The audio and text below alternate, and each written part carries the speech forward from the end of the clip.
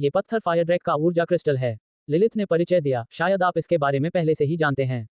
इसकी रैंक सी है। हालांकि इसके अंदर की ऊर्जा बहुत बड़ी है क्योंकि फायर ड्रैग 60 के स्तर पर पहुंच गई है। यदि आप इस क्रिस्टल को आश्चर्यचकित कर सकें तो एनाकोंडा ज्वाला की शक्ति बहुत बढ़ जाएगी। और यह रंग सी जादू की छड़ी है। लिलिथ ने पत्थर और जादुई छड़ी को लेथल को सौंपते हुए कहा, इस छड़ी का उपयोग करने का तरीका अन्य जादुई छड़ियों से बिल्कुल अलग है, मैं बाद में यही बताऊंगी। ये सुनकर लेथेल को चिंता होने लगी। उसे वह समय याद आया जब लिलिथ उसके साथ अभ्यास करती थी और वह कांप उठी। मुझे इसकी जरूरत नहीं है। चिंता मत करो, मैं इस बार बहुत नरमी से पेश आऊंगी, हे। लिटिल हंसी और उसके कंधे पर थपथपाया मानो उसे आश्वस्त करने की कोशिश कर रही हो। हालांकि वह उससे अधिक चिंतित थी, तथापि वह उससे अधिक लेथल को अपने भाग्य की चिंता करती थी। उसे रोने का मन हुआ और उसने मन ही मन कोसा, तुम एलेक्स को यह विशेष देखभाल और ध्यान क्यों नहीं देते, मुझे ही क्यों। युवा स्वामी। अचानक अकना एक नौकरानी को उसके सामने ले आए। वह नौकरानी भी खुशी से चिल्लाई, युवा मालिक। हे तुम रोलेन। लेथेल चौंका, उसने नौकरानी की पोशाक भी क्यों पहनी है। अखना ने निराश होते हुए जवाब दिया, मेरे वेतन जानने के बाद वह भी युवा मालिक के लिए नौकरानी बनना चाहती थी। हे। रोलेन मासूमियत से मुस्कुराया, हाँ युवा मास्टर, मैं भी बहुत उपयोगी हूँ। मैं बहुत अच्छी तरह से लड़ सकता हूँ और मुझे अन्य चीजें भी करनी है। बस मैं। रोलेन चौंक गई, उसके चेहरे पर दया देखी जा सकती थी। हे आप युवा मालिक, कृपया मुझे अपना नौकर स्वीकार करें। आपको मुझे केवल वेतन का आधा नहीं, केवल वेतन का 5वां हिस्सा देना होगा। घातक। वह अकना के पास गई, भौहें सिकोड़ी और पूछा, ओए, तूने रोलेन से क्या कहा कि वह मेरी नौकरानी बनने के लिए इतनी दृढ़ हो गई। अकना ने भी लेथेल के कान में फुसफुसाया। हालांकि ऐसा लग रहा था कि उसने अपने चेहरे को कान के करीब कर दिया था, ये हद तक कि उसके होंठ धीरे धीरे उसके कान को छू रहे थे। लेथेल को उन आदमियों से गर्मी और नमी का एहसास हुआ। वह थोड़ा उलझन में था, लेकिन फिर भी वह स्थिर खड़ा रहा। मैंने अभी कहा था कि एक नौकर का सामान्य वेतन 2000 स्वर्ण सिक्के प्रति माह है। इतना। लेथल भी चौंका, लेकिन अगर ध्यान से सोचा जाए तो वह वेतन बिल्कुल सामान्य था। ये नौकरियां कोई साधारण नौकरियां नहीं हैं। घर का काम करने के अलावा वे उसकी सुरक्षा करने में भी सक्षम हैं। अकना ने यह भी कहा कि ये नौकरियां उसे पहली 40 मंजिलों का आसानी से भ्रमण करने की अनुमति भी दे सकती हैं। इसका मतलब ये भी है कि अकना ने जो वेतन बताया है वह बहुत अधिक नहीं है। लेकिन लेथल को अभी भी बहुत अजीब लग रहा था। वह सचमुच 2000 स्वर्ण मुद्राएं प्रति माह वेतन स्वीकार करती है। लेथेल ने पूछा जारी रखा। अकना ने अपना सिर हिलाया और कहा, उसने कहा कि 100 सोने के सिक्के प्रति माह पर्याप्त हैं। लेथेल, ओए, क्या तुम सच कह रहे हो। अकना ने कोई उत्तर नहीं दिया, इसके बजाय उसने रोलेन की ओर इशारा किया। लेथेल ने भी रोलेन की ओर देखा और उसे शर्म से झुकते हुए देखा। हे। युवा स्वामी, 100 स्वर्ण सिक्के, मुझे केवल 100 स्वर्ण सिक्के चाहिए।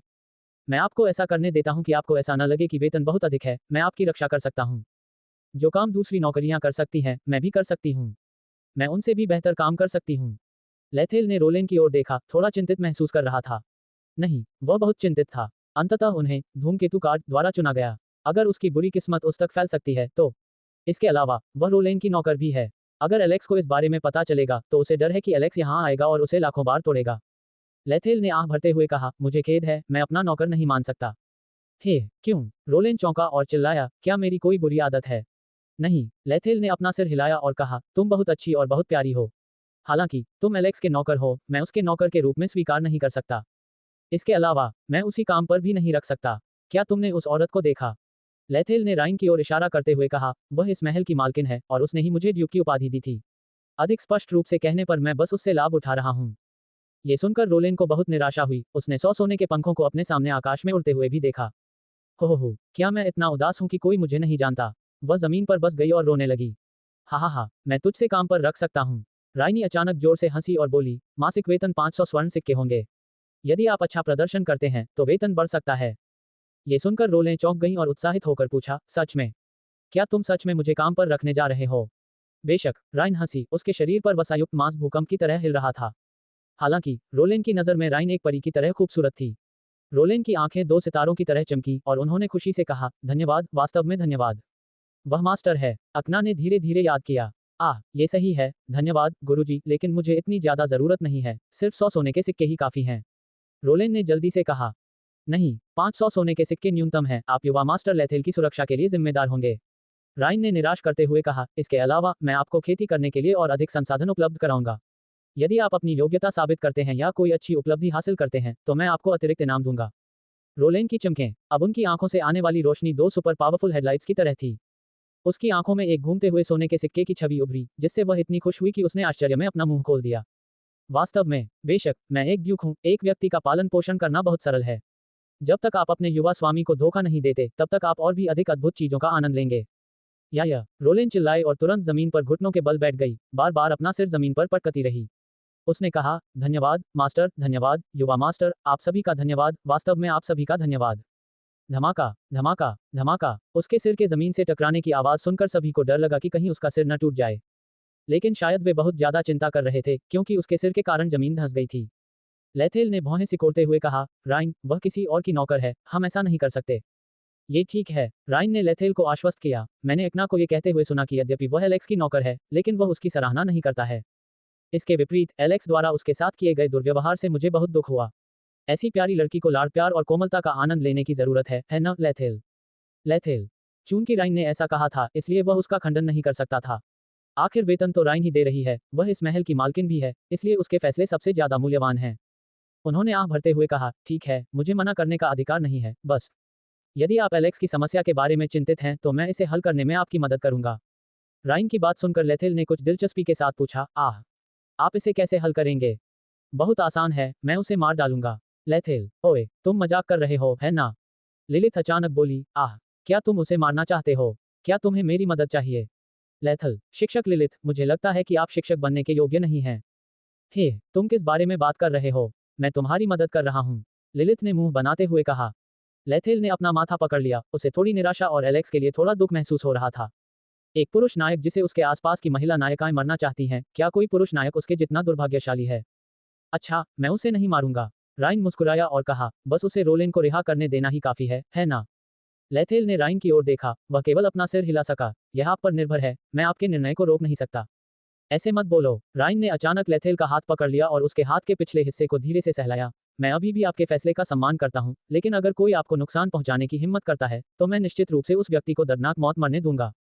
लेथेल ने राइन की पागल आंखों को देखा और कांप उठा, थोड़ा असहज महसूस कर रहा था।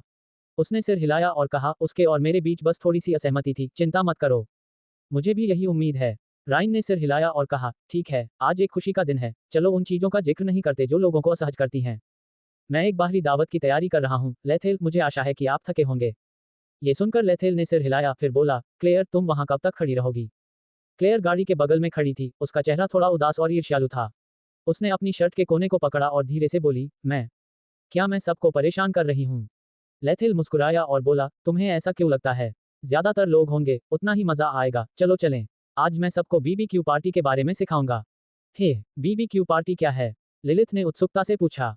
यह एक प्रकार का आउटडोर बारबेक्यू है, मैं आपको बताता हूँ कि मेरे कौशल से आप तब तक खाएंगे जब तक आपका पेट भर न जाए। वाह, रोले भी अब उत्साहित थी, उनकी आंखें चमक रही थी। क्या मैं भी खा सकती हूँ? धमाका, अकना ने रोले का सिर पीटते हुए कहा, तुम नौकर हो, ध्यान दो। ये सुनकर रोलेन ने मुंह बना लिया और अपना सिर पकड़ लिया, उसके चेहरे पर थोड़ी निराशा झलक रही थी। हा, कोई बात नहीं, सब लोग साथ में खाना खाएंगे। लेथिल मुस्कुराया और बोला, वैसे भी आज तो सब लोग साथ में मिलकर रह गए हैं। लेथल दौरे बोलते अचानक चुप हो गया और महल के प्रवेश द्वार की ओर देखने लगा। वहां एक लड़की थी जिसके काले बालों के साथ साथ अनगिनत लाल बाल थे, जो एक हाथ में तकिया पकड़े हुए थी और दूसरे हाथ से अपने जम्हाई लेते मुंह को ढक रही थी। शार्लोट, वह तेजी से अपनी ओर दौड़ी, धीरे से मुस्कुराई और पूछा, क्या तुम जाग रही हो? चार्लोट ने अपनी त्वचा मली, फिर अपनी त्वचा खोलकर लेथल को देखा। खुशी से अभिभूत होकर उन्होंने कहा, घर में आपका स्वागत है। मैं वापस आ गया। लेथेल की बात पूरी होने से पहले ही चार्लोट अपने हथियारों में कूद पड़ी। वह बहुत छोटी थी, इसलिए वह सिर्फ अपने सिर उसके पेट पर राख कर सकती थी। मुझे आपकी सचमुच याद आती है। ओह, लेथेल ने धीरे से अपने सिर पर थपथपाया, मुझे भी तुम्हारी याद आती है। लेथेल को यह पता नहीं था कि ऐसा क्यों हुआ, लेकिन जब उसने चार्लोट को देखा तो उसके दिल में बहुत शांति महसूस हुई। उसे ये भी पता नहीं था कि यह प्यार था या यह मात्र खून के अनुबंध का एक विशेष प्रभाव था। उसे इसकी कोई परवाह नहीं थी, अभी तक उसे केवल एक ही बात का ख्याल था, और जब वह वापस आए तो वह चार्लोट जाग जाए, और यही काफी था। तुम 5 दिनों से सो रही हो। लेथेल ने शार्लोट की सुंदर छोटी नाक को धीरे धीरे सहलाया, उसकी आवाज में थोड़ी सी दोष की भावना थी लेकिन साथ ही बहुत चिंता भी थी। ओह, शार्लोट ने लेथल को छोड़ दिया, मुंह बनाया और कहा, मुझे बहुत नींद आ रही थी। मैंने बहुत सारी चीजों के बारे में सपने में देखा। उसने अचानक अपनी कमियों का कोना पकड़ लिया, उसके चेहरे पर थोड़ी उदासी थी। मैंने सपना देखा कि तुम लगभग मर गए थे। लेथेल चौंक गया, उसने भौहें सिकोड़कर पूछा, तुमने सपना देखा कि मैं लगभग मर गया था? मैं लगभग क्यों मर गया? चार्लोट ने अपना सिर हिलाया, उसके चेहरे पर एक स्वप्निल भाव था, जैसे कि वह अभी तक जागी ही नहीं थी। मुझे नहीं पता। मैंने अभी देखा कि तुम एक बहुत बड़ी छिपकली द्वारा पीछा किए जा रहे थे। उसने तुम्हारा पीछा किया। वह छिपकली, वह आग उगल सकती है। बहुत डरावनी है। ये सुनकर लेथल को तुरंत एहसास हो गया कि चार्लोट फायर ड्रेक का वर्णन कर रही थी, और उसने मन ही मन सोचा, उसने मुझे फायर ड्रेक से लड़ते हुए क्यों देखा? क्या ऐसा हो सकता है कि रक्त संबंध के कारण मेरे और उसके बीच कोई विशेष बंधन है? लेथेल को पता नहीं था, लेकिन उसका ख्याल भी नहीं था। उसने शार्लोट के चेहरे पर मुस्कान लाते हुए कहा, चिंता मत करो, मैं कभी नहीं मरूंगा। तुम भी जानते हो कि हमारी उपचार क्षमता कितनी मजबूत है ना? ये सुनकर शार्लोट ने अपना सिर झुका लिया। वह अभी भी अपनी आंखों में थोड़ी चिंता के साथ उसे देख रही थी, लेकिन फिर उसने थोड़ा सिर हिलाया और कहा, ओह। लेथेल और चार्लोट को एक दूसरे के साथ अंतरंग होते देखने वाले सभी लोग माहौल को खराब नहीं करना चाहते थे। ये दृश्य देखकर क्लेयर को थोड़ी सी जलन महसूस हुई और उसके दिल में तेज दर्द हुआ, जैसे कि उसमें सुई चुभो दी गई हो। ऐसा लगता है मेरे लिए कहीं भी पैर रखने की जगह नहीं है। अल्पविराम। पार्टी की तैयारी बाहर के बगीचे में की गई थी। यद्यपि लगभग अंधेरा हो चुका था, फिर भी दुर्गा पूजा में कई जादुई रोशनी लगाई गई थी, जिससे जगह और भी अधिक चमकदार और जगमगा रही थी, किसी हाई क्लास रिजॉर्ट की तरह। लेथेल मांस को ग्रिल करने के लिए ग्रिल पर खड़ा था। उसने एक हाथ से मांस पर चुटकी ली और दूसरे हाथ से मांस के टुकड़ों को ग्रिल पर पलटा। ओह, अगर अन्य जादूगरों को पता चल गया कि आप एनाकोंडा फ्लेमिंग का उपयोग मांस भूनने के लिए कर रहे हैं, तो मुझे डर है कि वे बहुत क्रोधित होंगे कि वे खून थूक देंगे। लेथेल ने अपने पीछे से आवाज सुनी, लेकिन वह पीछे नहीं मुड़ा। उसने मांस को भूना और कहा, आखिरकार मेरे पास औषधीय जड़ी बूटियां तैयार करने का कोई हुनर नहीं है, लेकिन मैं अपने हाथों में मौजूद एनाकोंडा फ्लेम को बेकार नहीं होने दे सकता। वैसे भी ग्रिल्ड मीट स्वादिष्ट होता है ना? ये सही है, हे। लिलित मुस्कुराई और उसके पास चली गई। फिर उसने धीरे से पूछा, ओए लेथेल, तुम्हें कौन सी लड़की पसंद है? क्लेयर, रोलेन, अकना या मैं? लेथेल, शिक्षक लिलित, क्या आप एक क्षण के लिए गंभीर हो सकती हैं? हे, या क्या तुम्हें एमलेट पसंद है? नहीं, वह बहुत अजीब है, तुम उसे पसंद नहीं कर सकते। लिलिथ ने पूछा और जवाब दिया, भले ही मैंने पहले कहा था कि मैं एमलेट को तुमसे मिलवाऊंगी, लेकिन मैं तुम्हें उसके हवाले करने में सुरक्षित महसूस नहीं करती। इसीलिए मैंने इसकी भरपाई के लिए खुद को तुम्हें देने का फैसला किया। हे, क्या तुम उत्साहित महसूस कर रहे हो? लेथेल, मुझे लगता है कि तुम एमलेट से भी अधिक अजीब हो। बेशक, वह ये बात जोर से नहीं कह सकता था, उसने बस आह भरते हुए कहा, ठीक है, मजाक करना बंद करो। क्या तुम यहाँ लंबे समय तक रहने की योजना बना रहे हो? तुम्हारा क्या मतलब है? मैं हमेशा तुम्हारे साथ रहूंगी, समझे? लेथेल अब खुद को नियंत्रित नहीं कर सका और चिंतित आंखों से लिलिथ को देखने लगा। ओए, तुम्हारी आंखों में ऐसा क्या है? लिलिथ चिल्लाई, क्या तुम मुझे नीचे से देख रहे हो? नहीं, जब मैं पैदा हुआ था तब मेरी आंखें पहले से ही ऐसी थीं। तुम झूठ बोल रही हो। वाह, क्या आप जानते हैं कि मैं झूठ बोल रहा हूँ? मास्टर लिलिथ, आप बहुत होशियार हैं। हाँ, क्या तुम मुझे बेवकूफ समझते हो? अरे, यही तो तुमने कहा था, मैंने तो ऐसा कभी नहीं कहा। लिलिथ, तुम मुझे धमका रहे हो। वह दयनीय होने का नाटक करते हुए चिल्लाई। ठीक है, मास्टर लिलिथ, क्या आपको सचमुच मेरा अनुसरण करना होगा? क्या ये आपका अनुसरण नहीं है, इसे कहते हैं, हम एक ही रास्ते पर हैं। लेथेल, ओह, क्या आप अपनी विकृति के बारे में बयानबाजी कर रहे हैं? मैं विकृत नहीं हूँ, तो फिर तुम मेरा पीछा क्यों कर रहे हो? मैंने कहा था कि मैं तुम्हारा पीछा नहीं कर रहा हूँ। लिलिथ गुस्से से चिल्लाया, मैं तुम्हारी रक्षा करना चाहता हूँ और तुम्हारे सपनों को पूरा करने में तुम्हारी मदद करना चाहता हूँ, क्या तुम समझती हो? तो तुम्हें पता है मेरा सपना क्या है? अरे, लिलिथ हिचकिचाई, उसकी दो तर्जनी उंगलियां एक दूसरे की ओर इशारा कर रही थी, उसकी अभिव्यक्ति थोड़ी अजीब थी। ये आपका सपना है? हे, मुझे नहीं पता। लेथेल, ठीक है, मांस ले लो और सबको बांट दो। लिलिथ ने मुंह बनाया और अंततः वहां से चली गई। लाथेल, जैसे ही लिलिथ वहां से चला गया, एक और आवाज गूंजी। लेथल, अंडस्को, क्या ये लड़कियां सचमुच मुझे कुछ समय के लिए अकेला नहीं छोड़ेंगी? उसने आह भरते हुए कहा, क्या तुम मुझे ढूंढ रही हो, क्लेयर? क्लेयर उसके पीछे खड़ी थी, उसके हाथ उसकी शर्ट के कोनों को पकड़ रहे थे, उसका चेहरा थोड़ा शर्मिंदा था क्योंकि उसने पूछा, क्या आपको मेरी किसी मदद की जरूरत है? उसने अपना सिर घुमाया, उसकी ओर देखा और कहा, नहीं, तुम सबके साथ खाना क्यों नहीं खाती? क्लेयर ने अपना सिर झुका लिया, मैं किसी को नहीं जानती, ये थोड़ा अजीब लगता है। ये सुनकर लेथेल ने आह भरी, तो क्या तुम ऐसा व्यक्ति बनना चाहते हो जो हमेशा पिंजरे में ही रहे? मुझे याद है कि अपनी प्रतिभा के साथ आप भविष्य में एक पुजारी बनेंगे। क्या आपको लगता है कि आप उस समय भी एक अच्छे पुजारी हो सकते हैं यदि आप अभी भी ऐसे ही हैं? क्लेयर ने अपने होंठ भींचे, मुझे नहीं पता, मुझे तो ऐसा लगता है कि मेरे लिए वहां कोई जगह नहीं है। लेथेल ने भौहें सिकुड़ी, फिर आह भरी। लेथल की आह सुनकर क्लेयर और भी अधिक चिंतित और बेचैन हो गई। माफ करना, क्या मैं आपको परेशान कर रही हूँ? नहीं, मैं बस इतना कहना चाहता हूँ। अगर आपके पास जाने के लिए कोई जगह नहीं है, तो आप मेरे घर में रह सकते हैं। उसने कंधे उचकाकर कहा। वैसे भी, ये लंबे समय में एक बड़ी बात है। एक और व्यक्ति इस जगह को खुश और गर्म बना देगा। क्लेयर ने जब ये सुना तो वह चौंक गई। उसने अपना सिर उठाकर लेथेल की ओर देखा, उसकी आंखें नम थीं। वह मुस्कुराई और बोली, अच्छा, तो उस समय मुझे भगाओ मत। हाँ, मुझे लगता है कि अगर मैं तुम्हें भगा भी दूं तो भी तुम नहीं जाओगे, है ना? ये सही है। क्लेयर ने सिर हिलाया, फूल की तरह मुस्कुराई और फिर मांस को सबके पास लाने में उसकी मदद की। लेथेल ने भी मांस को दूसरों के साथ बांट दिया। अचानक उसने रोलेन को देखा, जो भूखे व्यक्ति की तरह खा रहा था, और वह सिहर उठा। वह उसके पास गया, मांस का एक बड़ा टुकड़ा निकाला और उसे रोलेन की प्लेट में रखने ही वाला था कि उसने तुरंत मांस की प्लेट को अपनी छाती से लगा लिया। यह मेरा है, रोलेन चिल्लाया, जैसे कोई खूंखार कुत्ता अपने भोजन के लिए लड़ रहा हो। लेथेल को देखकर रोलेन शर्म से मुस्कुराया, हे। क्षमा करें, यंग मास्टर, यह मेरी आदत है।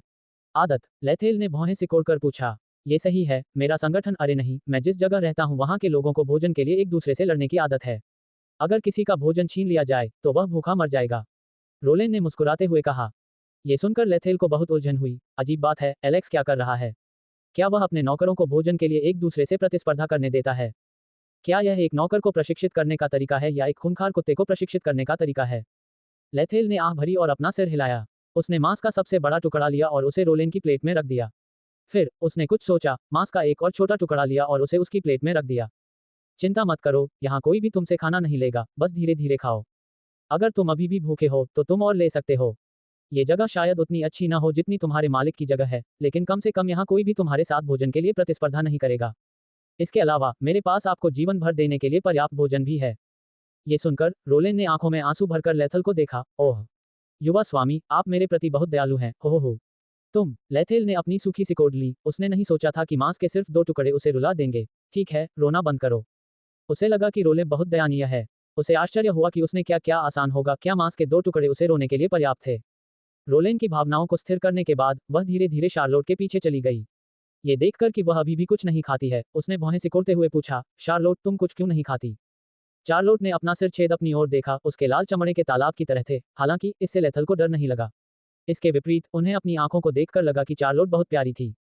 लाठेल, खाओ। लेथेल ने जब शार्लोट की बात सुनी तो वह हंस पड़ी, फिर उसके बगल में बैठ गई और शार्लोट को खाने में मदद करने की अपनी सामान्य दिनचर्या में लग गई। शार्लोट वास्तव में अपने खाने के बर्तनों का उपयोग करने में सक्षम था, हालांकि वह चाहती थी कि लेथेल उसे डराए। NOV3LB इनको पर वर्तमान उपन्यासों का अनुसरण करें। अधिक स्पष्ट रूप से कहा जाए तो वह लेथल द्वारा देखभाल किए जाने की भावना के लिए तरसती थी, क्योंकि उसे उसकी धीमी अनुभूति करना और उसकी मुस्कुराहट देखना अच्छा लगता था। लेथेल ने शार्लोट को खाना खिलाने में मदद की, चारों ओर देखा।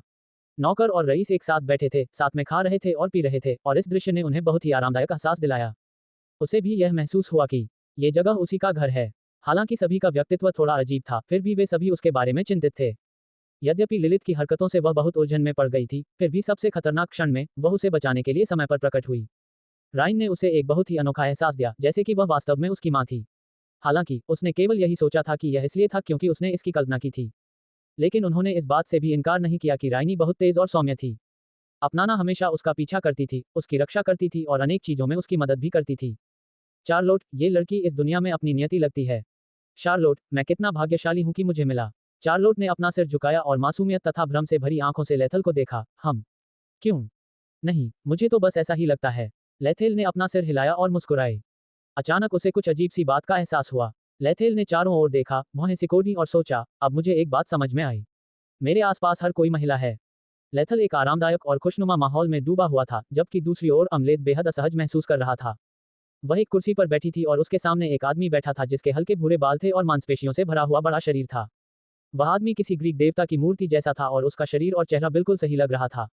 इमलेथ ने एक छोटी सी ड्रेस पहनी थी जिसमें छेद था, और जब वह क्रॉस लेग करके बैठती थी तो उसकी लंबी गोरी टांगें और उसकी मुलायम त्वचा स्पष्ट दिखाई देती थी। जब उसने सामने बैठा आदमी को देखा तो अपनी भावनाओं पर काबू नहीं रख सका। उसने अपनी लार निगल ली और उसके दिल में इच्छा की आग प्रकट हुई, जैसे कि वह जलने वाली हो। जब इमलेथ ने उस आदमी की आंखों में भाव देखा तो वह भौचक्की बोली, मुझे यहाँ बैठे रहने का एक कारण बताओ, डोरान। हाँ, वह आदमी डोरान है, डोरोथी का भाई। वह इमलेथ के बोलने के तरीके से परेशान नहीं हुआ। इसके विपरीत उसने एक सुखद मुस्कान दिखाई और बहुरंगी फूलों का एक कूड़ा निकाला। डोरान खड़ा हुआ, अमलेथ के पास गया, मुस्कुराया और कहा, अमलेथ, ये सौंदर्य प्रकाश की तरह है जो इस दुनिया को रोशन करती है। ये फूलों को खिलने में मदद करती है और नदियों को बहने का कारण बनती है। बस, अमलेथ ने भौहें सिकोड़कर चिल्लाया, मेरे पास यहाँ रहकर आपकी बकवास सुनने का समय नहीं है। खांसी। डोरन खांसा, फिर मुस्कुराए और जवाब दिया, हाँ, फूलों का ये कूड़ा आपके लिए है। मुझे उम्मीद है कि यह पसंद आएगा। इमलेथ ने अपने हाथ हिलाया और मेरिल को आगे बढ़ाया तथा डोरान से फूलों का ढेर लगा दिया। ये देखकर डोरन को थोड़ी शर्मिंदगी महसूस हुई। उन्होंने कहा, अमलेथ, फूलों का ये कूड़ा वास्तव में आपके लिए है। ये बहुत शानदार है, आप इसे स्मारक बनाने की कोशिश कर सकते हैं। कोई जरूरत नहीं। इमलेथ ने हाथ हिलाकर मेरिल को संकेत दिया। ये देखकर मेरिल ने भी सिर हिलाया और कहा, क्षमा करें मिस्टर डोरान, मेरे मालिक को एलर्जी है, इसलिए वह बहुत अधिक फूलों की खुशबू नहीं दे सकती। ये सुनकर डोरन को भी एहसास हुआ कि अमलेथ उसे प्यार से मना रही है। वह और कोई परेशानी पैदा नहीं करना चाहती थी, इसलिए उसने फूलों का कूड़ा मेरिल को दे दिया और अपनी सीट पर वापस आ गई। अगर तुम यहाँ सिर्फ मुझे फूल देने आए हो तो तुम घर जा सकती हो। अमलेथ ने अपनी दोनों बाहें छाती पर लटकाकर अपनी दोनों बड़ी बड़ी उंगलियों को ऊपर उठा लिया। डोरान मुस्कुराया, अपने अंतरिक्ष बैग से एक छोटा सा स्क्रॉल निकाला और फिर उसे मेज पर रख दिया। लेडी एमलेथ, मेरा परिवार सद्भावना के साथ यहाँ आया है। मुझे आशा है कि आप इस पत्र पर एक नजर डालेंगे। एमलेथ ने भौहें सिकोड़ी। मेरिल तुरंत मेज के किनारे गई और उसे स्क्रॉल ले लिया जिसे डोरन ने अभी अभी उस पर रखा था। रुको, डोरान अचानक बोला, तुम इसे खोलने के योग्य नहीं हो। मेरिल ने जब ये सुना तो वह क्रोधित नहीं हुई। जब उसने एमलेथ की ओर देखा तो उसके चेहरे पर अभी भी कोई भावना नहीं दिखी। एमलेथ ने हल्का सा सिर हिलाया और मेरिल पीछे हट गई। इस समय अमलेथ ने स्क्रॉल उठाया और उसे खोला। जैसे ही उसने अंदर लिखे शब्दों को देखा, उसकी आंखें और भी ठंडी हो गईं। वह मुस्कुराई और थोड़े तिरस्कार भरे भाव से बोली, तुम्हारा परिवार मुझे धमका रहा है। हा हा हा हा। डोरान जोर से हंसा। नहीं, मेरे परिवार के इरादे अच्छे हैं और तुम्हें धमकाने का कोई इरादा नहीं है। वास्तव में मेरे परिवार ने जो कहा वह बहुत उचित है। ओह, अमलेथ ने कुछ दिलचस्पी के साथ पूछा, ये कैसे उचित है? सबसे पहले, डोरन ने समझाना शुरू किया, हर किसी की नज़र में आपके पास वित्तीय शक्ति है जो एक बहुत बड़े क्षेत्र को कवर करती है। हालांकि आपको ये भी पता है कि यह आपकी सीमा है ना? ये सुनकर अमलेथ ने भौहें सिकोड़ी और उसकी ओर तीखी नज़र से देखा। डोरान ने उस नज़र को न देखने का नाटक किया और आगे कहा, चाहे आप कितने भी अमीर हों, चाहे आप कितने भी शक्तिशाली हों, आप इस पूरे महाद्वीप को प्रभावित नहीं कर सकते। लेकिन मेरा परिवार अलग है। मेरा परिवार आपके व्यावसायिक स्थानों को समेकित करने और बनाए रखने में आपकी मदद कर सकता है और साथ ही पूरे महाद्वीप के बाजार पर अपना वर्चस्व कायम करने में भी आपकी मदद कर सकता है। हमारे पास ताकत है, आपके पास वित्त और शक्ति है। अगर हम एक साथ आते हैं तो यहाँ तक कि करोल साम्राज्य या चच भी आसानी से हमारे साथ परेशानी पैदा नहीं कर पाएंगे। दूसरा, जैसा कि पत्र में कहा गया है, आप और मैं दोनों ही सर्वश्रेष्ठ हैं। यदि आप और मैं एक साथ हो जाएं, तो हमारे वंशज असाधारण होंगे, वे प्रतिभाशाली लोगों में भी प्रतिभाशाली होंगे। इसके अलावा मैं भी तुम्हें बहुत पसंद करता हूँ। मैं वादा करता हूँ, जब तक तुम मेरी औरत बनी रहोगी, मैं पूरे दिल से तुम्हारा सम्मान करूंगा। ये सुनकर एमलेथ ने डोरान को घूर कर देखा। थोड़ी देर बाद वह जोर से हंसी, हा हा हा हा हा हा हा, क्या तुम बहुत मजबूत हो? बेशक, डोरान खुद को अमलेथ के सामने साबित करना चाहता था, इसलिए उसने भौहें सिकुड़ी और दोनों हाथों से अपने घुटनों को पकड़ लिया। इस समय अचानक मुझे लगा कि यह स्थान कुछ सघन हो गया है, कीचड़ के एक गड्ढे जैसा।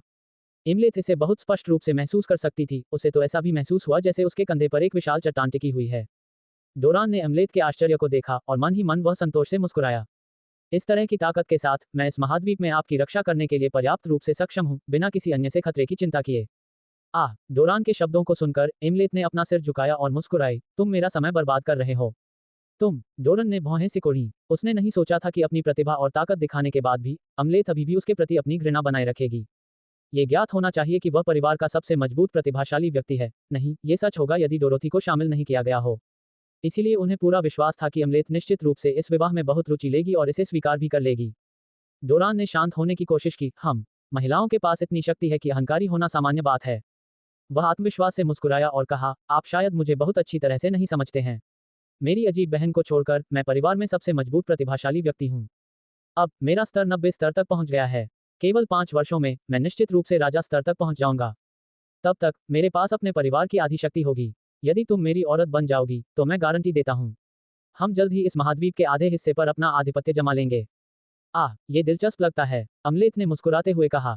ये सुनकर डोरान मुस्कुराया, बेशक ये बहुत दिलचस्प है, इतना उज्ज्वल भविष्य की करोल साम्राज्य की रानी भी इसकी लालसा करेगी। लेकिन अमलेथ ने अचानक अपना सिर झुकाया, उसकी आंखें ठंडक और जानलेवा इरादे से भरी हुई थीं। तुम मेरा समय बर्बाद कर रहे हो। मुझे इस समय अपने आदमी से मिलने के लिए ताजे फूल लाने चाहिए थे, यहाँ बैठकर तुम्हारी बकवास सुनने के बजाय। ये सुनकर डोरान ने भौहें सिकोड़ ली, उसका चेहरा अविश्वास से भर गया। लेडी एमलेथ, आपको मेरे साथ मजाक करने की जरूरत नहीं है। मैंने आपकी बहुत सावधानी से जांच की है, ऐसा लगता है कि आपको पुरुषों में कोई दिलचस्पी नहीं है। बेशक, मुझे नहीं लगता कि तुम्हें महिलाएं भी पसंद हैं। मुझे लगता है कि ऐसा इसलिए है क्योंकि तुम अभी तक किसी ऐसे आदमी से नहीं मिली हो जो तुम्हारा ध्यान आकर्षित कर सके। लेकिन मैं अलग हूँ, मैं एक प्रतिभाशाली व्यक्ति हूँ और मेरा परिवार भी एक प्राचीन परिवार है। मुझे लगता है तुम, अमलेथ ने अचानक डोरान के शब्दों को बाधित करते हुए कहा, बहुत शोर। डोरान ने चुपचाप उसकी ओर देखा, फिर वह जोर से मुस्कुराया, बहुत समय हो गया जब से मैंने सुना है कि किसी ने मुझसे घृणा करने की हिम्मत की है। ठीक है, भले ही हमारी अभी शादी नहीं हुई है, लेकिन मुझे तुम्हें अपने मंगेतर का सम्मान करने का सबक सिखाना चाहिए। वह खड़ा हो गया और उसके शरीर के चारों ओर जादुई ऊर्जा की एक धारा प्रवाहित हुई, जिसने उसे एक जलती हुई मशाल में बदल दिया। मैं तुम्हें मुझसे माफी मांगने के लिए 5 सेकंड का समय देता हूँ, फिर सगाई स्वीकार कर लेना। चिंता मत करो, शादी के बाद भी तुमने जो कुछ बनाया है वह तुम्हारा ही रहेगा। तथापि बस, एमलेथ ने आह भरी और कहा, मेरिल, उसे बाहर निकालो। हा हा हा हा हा हा हा। डोरान अचानक पागलों की तरह हंसा और आसपास का स्थान भारी हो गया और बारूद की गंध से भर गया। अमलेथ, तुम बहुत दिलचस्प हो। हालांकि मैं उन बेकार लोगों की तरह नहीं हूं जिनसे तुम मिली हो। इमलेत के माथे पर बल पड़ गए, उसके शरीर पर दबाव महसूस होने लगा जिससे उसे सांस लेने में कठिनाई हो रही थी। मेरिल अब डोरान के सामने चली गई, अपना सिर झुकाया और कहा, मेरी महिला आपको जाने का आदेश देती है। आप, हा हा हा हा, लेडी इमलेत, आपका नौकर बिल्कुल आपकी तरह है, बहुत सुंदर और बहुत दिलचस्प भी। तो चलो मैं तुम दोनों को एक सबक सिखाता हूँ। तुम्हारे पास चाहे कितना भी पैसा हो, तुम मेरे जैसे प्रतिभाशाली लोगों के साथ प्रतिस्पर्धा नहीं कर सकते। अल्पविराम। रात के समय ललित गार्डन में मुख्य दरवाजा धीरे से खोला गया और मेरिल को एक मृत व्यक्ति को जमीन पर घसीटते हुए देखा जा सकता था। आदमी के शरीर पर लगे घावों से इतना खून बह गया कि दालान में खून की एक लंबी लकीर बन गई। मेरिल ने उस आदमी को सड़क के बीच में फेंक दिया, फिर झुककर कहा, आने के लिए धन्यवाद। मुझे उम्मीद है कि आपको अब इस जगह पर आने की जरूरत नहीं होगी। जब उसकी बात खराब हुई तो दरवाजा धीरे धीरे बंद हो गया।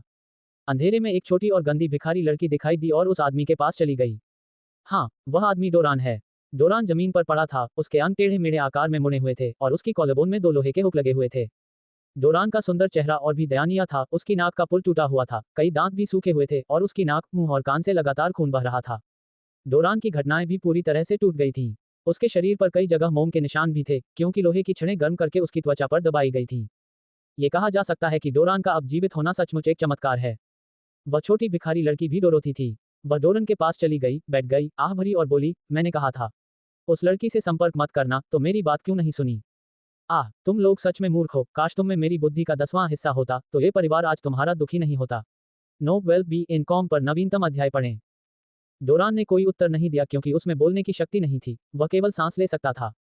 डोरोथी ने अपने होंठ चाटते हुए अपने गंदे चेहरे पर झलक देखी। दिलचस्प है, इमलेत कितना शक्तिशाली है। क्या उसे डर नहीं है कि एक प्राचीन परिवार से बदला लेगा? इसके अलावा वह आदमी, हा हा हा, ये दुनिया और ज्यादा दिलचस्प होती जा रही है। हा हा हा। डोरोथी ने हंसते हुए डोरन का पैर पकड़ा और उसे दूर खींच लिया। उसकी खूनी सड़क पर एक लंबा निशान छोड़ रहा था, जो बहुत डरावना लग रहा था। शाम के समय करोल राजधानी के अंदर का माहौल बेहद आरामदायक था और लगभग सभी लोग सुरक्षित रूप से बाहर जाकर काम कर सकते थे। ये बात एलेक्स और मालिना पर भी लागू होती है, जो बाहर थे। एलेक्स उसे उसकी आज़ादी का जश्न मनाने के लिए एक शानदार रेस्तरां में ले जाने की योजना बना रहा था। हालांकि क्लेयर के जाने के बाद से मलिना ने एक शब्द भी नहीं कहा था और वह बस चुपचाप सड़क पर चल रही थी। एलेक्स भी थोड़ा असहज महसूस कर रहा था। उसने शुरू में सोचा था कि वह इस दिन का उपयोग मलिना के थोड़ा करीब आने और पुरुषों के डर से उसे राहत दिलाने में करेगा। अंत में क्लेयर ने उसकी योजना को बर्बाद कर दिया और इससे वह सोच में पड़ गया कि क्या करना है। उसने आह भरते हुए कहा, मालिना, चलो खाना खाने चलें। मैं एक बहुत अच्छा रेस्तरां जानता हूँ, क्या तुम खाना चाहोगी? माफ करना, मैं, मलिना ने सिर झुकाकर कहा, उसकी आवाज में थोड़ी उदासी और थकान थी। मैं थोड़ी थक गई हूँ, मैं थोड़ा आराम करना चाहती हूँ। ये सुनकर एलेक्स ने अपने दांत पीस लिए और क्लेयर को कुतिया बनने और उसकी योजना को बर्बाद करने के लिए चुपचाप डांटा। कोई बात नहीं, मेरे पास बहुत समय है, चिंता करने की कोई जरूरत नहीं है। उसने खुद को सांत्वना दी, फिर दोस्ताना अंदाज में मुस्कुराया, अच्छा, मैं तुम्हें होटल ले चलूंगा और तब तक इंतजार करूंगा जब तक हम महल नहीं खरीद लेते, तब तक हमारे लिए जश्न मनाने में बहुत देर नहीं हो जाएगी। मलिना ने हल्का सा सिर हिलाया और एलेक्स के पीछे चली गई। उसे घर में बिठाने के बाद एलेक्स थोड़ी देर टहलने के लिए बाहर चला गया। नहीं, दरअसल वह वेश्यालय जाने की योजना बना रहा था। क्या तुम सचमुच इसे इतना चाहते हो? मेडोज बोला। वासना, क्या तुम्हें लगता है कि मेरे दिमाग में बस यही सब है? एलेक्स गुस्से से चिल्लाया, मैं बहुत लंबे समय से खुद को रोक रहा हूँ। दूसरे पुरुषों को देखो, जब वे 14 साल के हुए तो वे पहले ही कई महिलाओं के साथ सो चुके थे। मेरी तरफ देखो, मैं अब 20 साल का हूँ और मैंने अभी तक किसी भी महिला का हाथ भी नहीं पकड़ा है। क्या तुम मुझे बाकी की जिंदगी अकेले जीने देने की योजना बना रहे हो? नोबलबन कॉम पर नए उपन्यास देखें। मेडोस ने आह भरते हुए कहा, एक राजा के लिए अकेलापन अपरिहार्य है। आप बस, एलेक्स ने भौहें सिकोड़ी और चिल्लाया, मैं आपकी बकवास नहीं सुनना चाहता। मास्टर मेडोस, अगर आप आज फिर से जीवित हो भी गए तो भी आप मुझे रोक नहीं पाएंगे। मुझे एक औरत ढूंढनी होगी, उसके साथ सोना होगा और सुबह तक उसके साथ लड़ना होगा। मेरे पास सोने के सिक्के हैं, बहुत सारे सोने के सिक्के। मुझे बस एक खूबसूरत महिला ढूंढनी है और उसे पहली बार सेक्स करने के लिए पैसे देने हैं। मैं उन महिलाओं के साथ भी नहीं सोना चाहता जो दूसरे पुरुषों के साथ सो चुकी हैं। लानत है, मैं अब और नहीं रोक सकता। मैं चाहता हूँ, मैं एक औरत चाहता हूँ। मेडोस केवल चुप रह सकता था, उसे लगा कि एलेक्स सेक्स के लिए इतना भूखा था कि वह पागल हो गया था। लेकिन एलेक्स ने जो कहा वह सही था। ज्यादातर महान लोग या यहाँ तक कि आम लोग भी बचपन में ऐसा करते थे। हालांकि एलेक्स अलग है। अब तक उसने ज्यादा से ज्यादा महिलाओं का हाथ पकड़ा है और उसे अभी तक ज्यादा अंतरंग क्रियाएं करने का समय नहीं मिला है। मेडोस ने आह भरी और एलेक्स की इच्छा पूरी करने में उसकी मदद करने का तरीका ढूंढने लगा। अगर मैं उसे बता दूं कि उसकी मशीन अब काम नहीं करती, तो मुझे डर है वह पागल हो जाएगा और उसका दिमाग कांच की तरह टूट जाएगा। एलेक्स एक बड़े और आलीशान वेश्यालय में पहुंचता है। इस जगह को स्प्रिंग गार्डन नहीं कहा जाता था। जैसा कि इसके नाम से पता चलता है, ये जगह वास्तव में एक वसंत उद्यान थी। जैसे ही एलेक्स ने अंदर कदम रखा, उसने कहा, अंदर का हिस्सा बेहद आलीशान था और जगह जादुई लैंप से जगमगा रही थी। अंदर बहुत से लोग थे, उनमें से अधिकतर कुलीन लोग थे और यहाँ की लड़कियां भी बेहद खूबसूरत थीं। हालांकि वे मलीना या क्लेयर से तुलना नहीं कर सकते थे, लेकिन एलेक्स को लगा कि यह पर्याप्त है। आखिरकार वह मुख्य पात्र है और वह कम गुणवत्ता वाली महिलाओं का उपयोग नहीं कर सकता। स्प्रिंग गार्डन में आपका स्वागत है। अचानक उसके बगल से एक आवाज आई। काफी मेकअप किए हुए एक सुंदर लड़की मुस्कुराई और बोली, हाय हनी, क्या तुम यहाँ पहली बार आए हो? एलेक्स ने लड़की को देखा और तुरंत एक सोने का सिक्का निकाला और उसे उसकी ओर फेंक दिया। ये सही है, क्या यहाँ कोई लड़की है जो पहली बार संभोग कर रही है? लड़की ने देखा कि एलेक्स ने उसे एक सोने का सिक्का फेंक दिया, इसलिए वह मुस्कुराई और बोली, इस जगह पर वास्तव में बहुत से लोग हैं जो अभी भी अपना पहला समय खरीदना चाहते हैं। ये काफी मुश्किल है और कीमत भी थोड़ी अधिक है। उद्धरण चिन्ह। लड़की की आवाज सुनकर एलेक्स ने भौहें सिकोड़ते हुए कहा, कोई बात नहीं, मेरे पास बहुत सारे सोने के सिक्के हैं, आपको बस मुझे इसकी कीमत बतानी होगी। इस जगह, मैं। लड़की को हिचकिचाते देख एलेक्स ने भौहें सिकोड़ी, 5 और सोने के सिक्के निकाले और लड़की को दे दिए। लड़की मुस्कुराई और बोली, धन्यवाद प्रिय। लेकिन ये सुनकर एलेक्स ने दांत पीस लिए और मन ही मन कोसा, खून चूसने वाला राक्षस। हालांकि उसने फिर भी 10 सोने के सिक्के निकाले और लड़की को दे दिए। हा, सच में शुक्रिया हनी। तीसरी मंजिल पर जाओ और कमरा नंबर 2 ढूंढो। जब तक तुम पर्याप्त सोने के सिक्के खर्च करके अंदर बैठी लड़की को राजी कर लेते हो, तब तक तुम कमरे में प्रवेश कर सकते हो। लड़की मुस्कुराई और बोली। फिर उसने आंख मारी और उसे एक चुंबन भेजा। प्रिय, यदि आप रुचि रखते हैं तो आप मुझे ढूंढ सकते हैं, हे। लड़की को जाते देख एलेक्स ने घृणा से कहा, परफ्यूम बहुत तेज है, ये निश्चित रूप से सस्ता है। फिर वह जल्दी से सीढ़ियों की ओर गया, लेकिन एक आदमी ने उसे रोक दिया। माफ करना, आप इस तरफ नहीं जा सकते। क्यों? एलेक्स ने भौहें सिकोड़ते हुए कहा। क्योंकि यह प्रवेश द्वार केवल सदस्यता कार्ड वाले सदस्यों के लिए है। सदस्यता कार्ड, इसकी कीमत कितनी है? दूसरी मंजिल पर जाने के लिए 100 स्वर्ण सिक्के, तीसरी मंजिल पर जाने के लिए 500 स्वर्ण सिक्के। एलेक्स ने तिरस्कार पूर्वक कहा, मुझे सबसे महंगा कार्ड चाहिए। 2000 सोने के सिक्के। आदमी ने शांति से कहा। उस आदमी की शांति देखकर एलेक्स इतना क्रोधित हुआ कि वह अपने दांत काटना चाहता था। आपको पता होना चाहिए कि उसने सबसे प्रीमियम कार्ड सिर्फ इसलिए मांगा था ताकि वह आदमी डर जाए, ताकि उसे कुत्ते की तरह उसके सामने झुकना पड़े। अंत में वह व्यक्ति शांत रहा, मानो ये सामान्य बात हो। हालांकि आज एलेक्स मुसीबत पैदा नहीं करना चाहता था। वह एक महिला कोंदना चाहती थी और अपनी आंतरिक इच्छा को फूटने देना चाहती थी जिसे उसने लंबे समय से दबा रखा था। उसने अपना आईडी कार्ड निकाला, 2000 सोने के सिक्के चुकाए, एक ब्लैक कार्ड प्राप्त किया और फिर जल्दी से तीसरी मंजिल पर चला गया। एलेक्स कमरा नंबर 2 में गया और उसने दरवाजे के सामने एक बोर्ड देखा जिस पर 10,000 सोने के सिक्के लिखा था। वह तिरस्कार पूर्वक मुस्कुराई, अंतिम शून्य मिटा दिया, फिर संख्या 1 लिख दी। 10,001 स्वर्ण सिक्के। ठीक बाद, साइन ने अचानक उस नंबर 1 को वापस नंबर 0 में बदल दिया। हा, देखो वह गुंडा क्या कर रहा है। अचानक एक उपहासपूर्ण आवाज गूंजी, जिसके साथ एलेक्स का उपहास करने वाली अनेक अन्य आवाजें भी गूंजी। मुझे लगता है कि वह कोई देहाती आदमी है। उसके पास तो बस कुछ सोने के सिक्के हैं, लेकिन वह यहाँ एक लड़की धोने आई है, हा। उसके बारे में भी पता नहीं था। ऐसा लगता है कि वह वास्तव में एक देहाती आदमी है। ओए, गार्ड कहाँ है? मैं इस आदमी को बाहर निकालना चाहता हूँ, इसमें से भूसे की बदबू आ रही है। मुझे उल्टी आने वाली है। हा, मुझे लगता है कि उसमें अभी भी गाय के गोबर की गंध आ रही है। एलेक्स ने भौहें सिकोड़ी, दांत पीसते हुए कहा, मैं वास्तव में परेशानी पैदा नहीं करना चाहता, लेकिन तुम लोगों को झुंड की तरह हो, जो हमेशा मुझे झुके रहते हो। तुमने क्या कहा? युवा लोग भी गुस्से से चिल्लाए। तुम कौन सी मक्खी कह रहे हो? कमीने, सुरक्षा कहाँ है? इसे कमीने ले जाओ और मेरे लिए बाहर फेंक दो। मुझे लगता है कि यह कमीना निश्चित रूप से यहाँ चुपके से घुस आया है। उसके कपड़े देखकर ऐसा लगता है कि वह एक भिखारी है। ठीक है, उसे बाहर फेंक दो। ये सुनकर एलेक्स मुस्कुराया और अपने स्पेस बैग से एक कार्ड निकाला। अपना चेहरा चौड़ा करके खोलो और देखो कि मैं अपने हाथ में क्या खींच रहा हूँ। काला कार्ड। असंभव। काला कार्ड 2000 स्वर्ण सिक्कों के बराबर है। उसके जैसे गरीब व्यक्ति के पास इतना पैसा कैसे हो सकता है कि वह कार्ड खरीद सके? उसने निश्चित रूप से इसे किसी और से चुराया है। ठीक है, इसे जल्दी से वापस कर दो, मुझे संदेह है कि वह कार्ड मेरा है। आप लोग जितना ज्यादा क्रोधित होंगे, मेरे लिए आप लोगों को चेहरे पर तीसरी मारना उतना ही आसान होगा। एलेक्स को डांट रहे युवकों के समूह में से एक व्यक्ति ने अपनी उल्टी सिकोड़ते हुए चिल्लाया, ठीक है, अगर तुम कहते हो कि वह कार्ड तुम्हारा है, तो तुम कमरे नंबर 2 में लड़की की पहली रात खरीदने की कोशिश कर सकते हो। क्या मतलब है तुम्हारा? एलेक्स ने भौहें सिकोड़ कर पूछा। मेरा मतलब यह है कि ये साबित करने का एकमात्र तरीका है कि कार्ड आपका है। आखिरकार केवल सबसे ऊंची बोली लगाने वाली ही लड़की को कमरे में पहली रात दे सकता है। काले बालों वाला दुबला पतला प्रशंसक उस समय मुस्कुराया, उसके स्वर में थोड़ी सी अवमानना थी। एलेक्स ने निराश होते हुए कहा, बस एक लड़की की पहली रात, क्या ऐसा लगता है कि मैं भी उतना ही गरीब हूँ? काले बालों वाले युवक ने जवाब दिया, तो फिर आप इसे साबित कर सकते हैं। अगर आप लड़की की पहली रात को कमरे में रहने के लिए पैसे दे सकते हैं, तो मैं हार मान लूंगा। ये सही है, अतः इसे सिद्ध करना होगा। एक और यूजर चिल्लाया, हर बार जब कीमत बढ़ती है, तो ये 500 सोने के सिक्के से कम नहीं होनी चाहिए। मुझे यकीन है कि उसने वह कार्ड चुराया है, उसके पास पहली रात के लिए पर्याप्त पैसे कैसे हो सकते थे? ये सही है। एलेक्स ने भौहें सिकोड़ी और आत्मविश्वास से मुस्कुराया, हाँ हाँ हाँ। ठीक है, अगर मैं जीत गया तो आप लोगों को मोटापे के बल पर मुझे बाबा कहना होगा। अगर तुम हार गए तो क्या होगा? काले बालों वाले यूट्यूब ने कहा। क्या मैं हार जाऊंगा? हाँ हाँ हाँ, मैं कभी नहीं हारता। हालांकि अगर मैं हार गया तो मैं तुम्हारे सामने घुटने टेकूंगा और बकवास खाऊंगा। अच्छा, काले हरे वाला यूट्यूब जोर से मुस्कुराया, यहाँ हर कोई गवाह है। हाँ, एलेक्स ने अपनी ओर देखते हुए मन ही मन सोचा, अब भी मेरे पास 1000,000 से अधिक स्वर्ण सिक्के हैं, यह इस लड़की की पहली रात खरीदने के लिए पर्याप्त हैं। ऐसा लगता है कि कमरे में मौजूद लड़की बहुत खूबसूरत है, इसीलिए ये युवक एक दूसरे से प्रतिस्पर्धा करने के लिए यहाँ आते हैं। ये तो और भी अच्छा है, हाँ हाँ हाँ। ये तो इस दुनिया में मेरे पहले अनुभव के योग्य है। एलेक्स ने भौहें सिकोड़ते हुए कहा, तुम्हारा क्या होगा? अगर तुम हार गए तो क्या होगा? अगर मैं हार गया तो मैं भी वही जाऊंगा जो तुमने अभी कहा।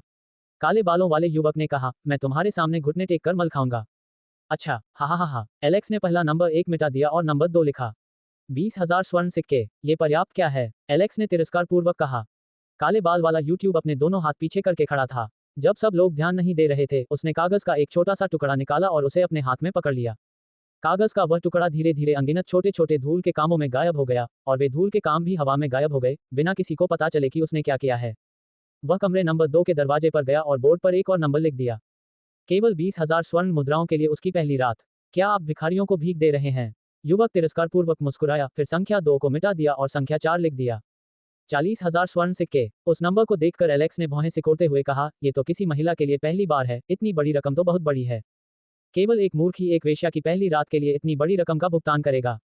काले बालों वाला युवक तिरस्कार पूर्वक मुस्कुराया, ये सही है, मैं मूर्ख हूं तो तुम्हारा क्या, तुम कीमत नहीं बढ़ा सकते, इसलिए सीधे हार स्वीकार करो, हा हा हा।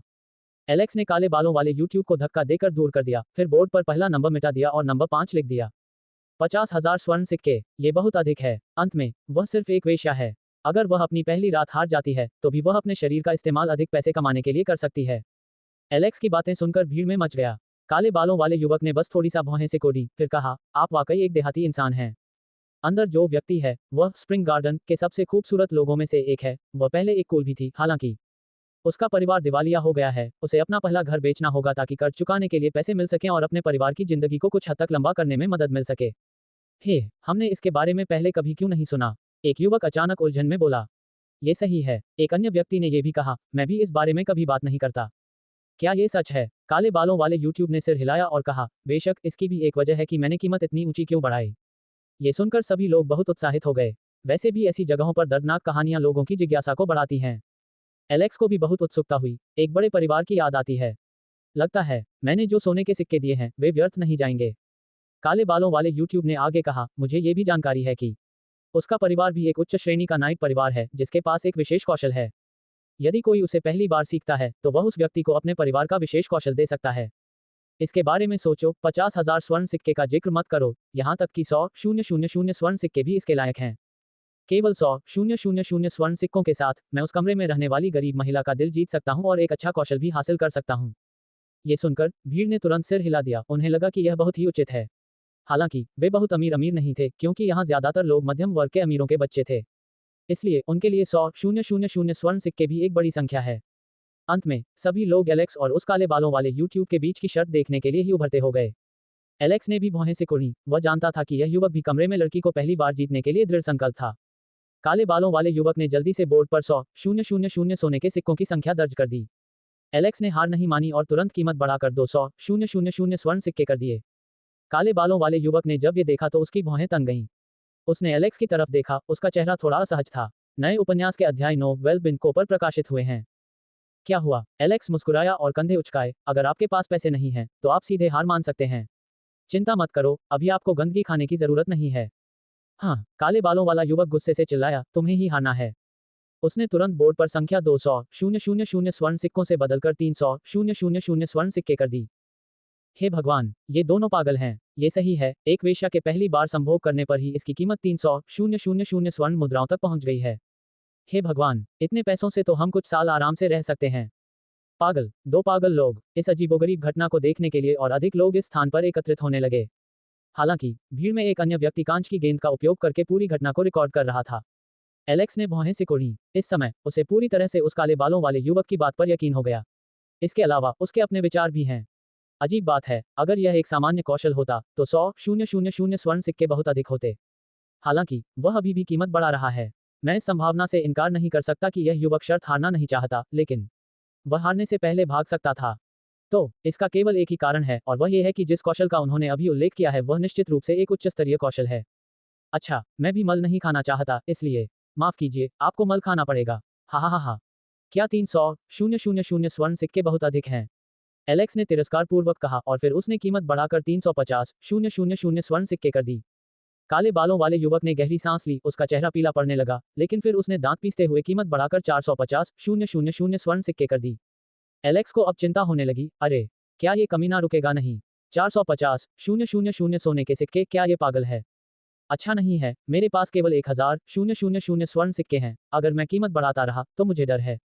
मेरे पास भुगतान करने के लिए पर्याप्त पैसे नहीं होंगे, मैं असफल भी हो जाऊंगा। एलेक्स डर गया था और उस युवक के सामने घुटने टेकने और मल खाने के बारे में सोचकर ही उसे उल्टी आने लगी। उसने तुरंत कीमत बढ़ाकर 500,000 स्वर्ण सिक्के कर दिए। मुझे लगता है कि तुम्हें हार स्वीकार कर लेनी चाहिए। वैसे भी, ये बस थोड़ी शर्मनाक बात है, तुम्हें सिर्फ एक वेश्या के लिए इतना सोना बर्बाद करने की जरूरत नहीं है। एलेक्स ने कहा कि वह युवक को हार मानने के लिए राजी करने की कोशिश कर रहा था। आखिरकार, वह इतना सोना खर्च नहीं करना चाहता था।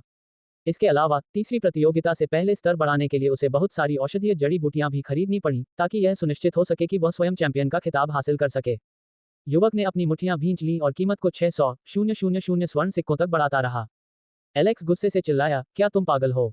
क्या एक वेश्या की पहली रात 600,000 सोने के सिक्कों के बराबर है? लानत है, चाहे अंदर की कुतिया कितनी भी सुंदर क्यों न हो, मुझे लगता है कि 100,000 सोने के सिक्के अधिकतम हैं। हाँ, मुझे कोई परवाह नहीं, मुझे बस उसे पहली रात में ही पाना है, और यही काफी है। काले बालों वाला युवक मुस्कुराया, हालांकि उसकी मुस्कान में थोड़ा अफसोस देखा जा सकता था। ये देखकर एलेक्स ने गहरी सांस ली, फिर कीमत बढ़ाकर 800,000 स्वर्ण सिक्के कर दिए, फिर कहा, बस बहुत हो गया। तुम्हें मुझसे प्रतिस्पर्धा करने की भी जरूरत नहीं है। अगर तुम हार भी गए, तो भी मुझे तुमसे अपना वादा निभाने की जरूरत नहीं है। चले जाओ। काले बालों वाले युवक ने दांत पीसते हुए कीमत बढ़ाने का फैसला किया। लेकिन जैसे ही उसका हाथ आगे बढ़ा, एलेक्स ने उसकी कलाई पकड़ ली। क्या तुमने सुना नहीं मैंने क्या कहा? एलेक्स ने कठोर स्वर में कहा, उसकी आवाज में भयंकर धमकी थी। काले बालों वाले युवक ने भौहें सिकोड़ते हुए कहा, अच्छा, अगर आप कीमत बढ़ाकर 10 लाख स्वर्ण मुद्राएं कर दें, तो मैं हार मान लूंगा। मैं मल नहीं खाऊंगा, लेकिन मैं आपके सामने घुटने टेक दूंगा। ये सुनकर एलेक्स को थोड़ी खुशी हुई, लेकिन 1,000 सोने के सिक्कों की कीमत बहुत बड़ी थी, यह उसकी लगभग सारी संपत्ति थी। लेकिन तीर तो लग चुका था और उसे वापस नहीं लिया जा सकता था। एलेक्स ने सोचा कि अगर उसने कीमत नहीं बढ़ाई, तो आज वह एक बार फिर अपना कौमार्य बचा लेगा। कोई बात नहीं, अगर पैसे खत्म हो गए तो मैं उन्हें वापस ले लूंगा, लेकिन एक मजेदार रात बर्बाद नहीं हो सकती। एलेक्स ने दांत पीसते हुए कहा, अच्छा, 1,000 स्वर्ण सिक्के। पैसे दो, तब मैं मान लूंगा कि तुम जीत गए। काले बालों वाला युवक बोला। एलेक्स को गुस्सा आया, लेकिन उस युवक ने जो कहा वह उचित था। इसलिए उसने अपना आईडी कार्ड निकाला, उसे बोर्ड पर स्कैन किया, और तुरंत उसके 1,000 सोने के सिक्के गायब हो गए। इतनी बड़ी रकम गायब होते देख एलेक्स का दिल इतना दुखा कि उसे खून की उल्टी आने लगी।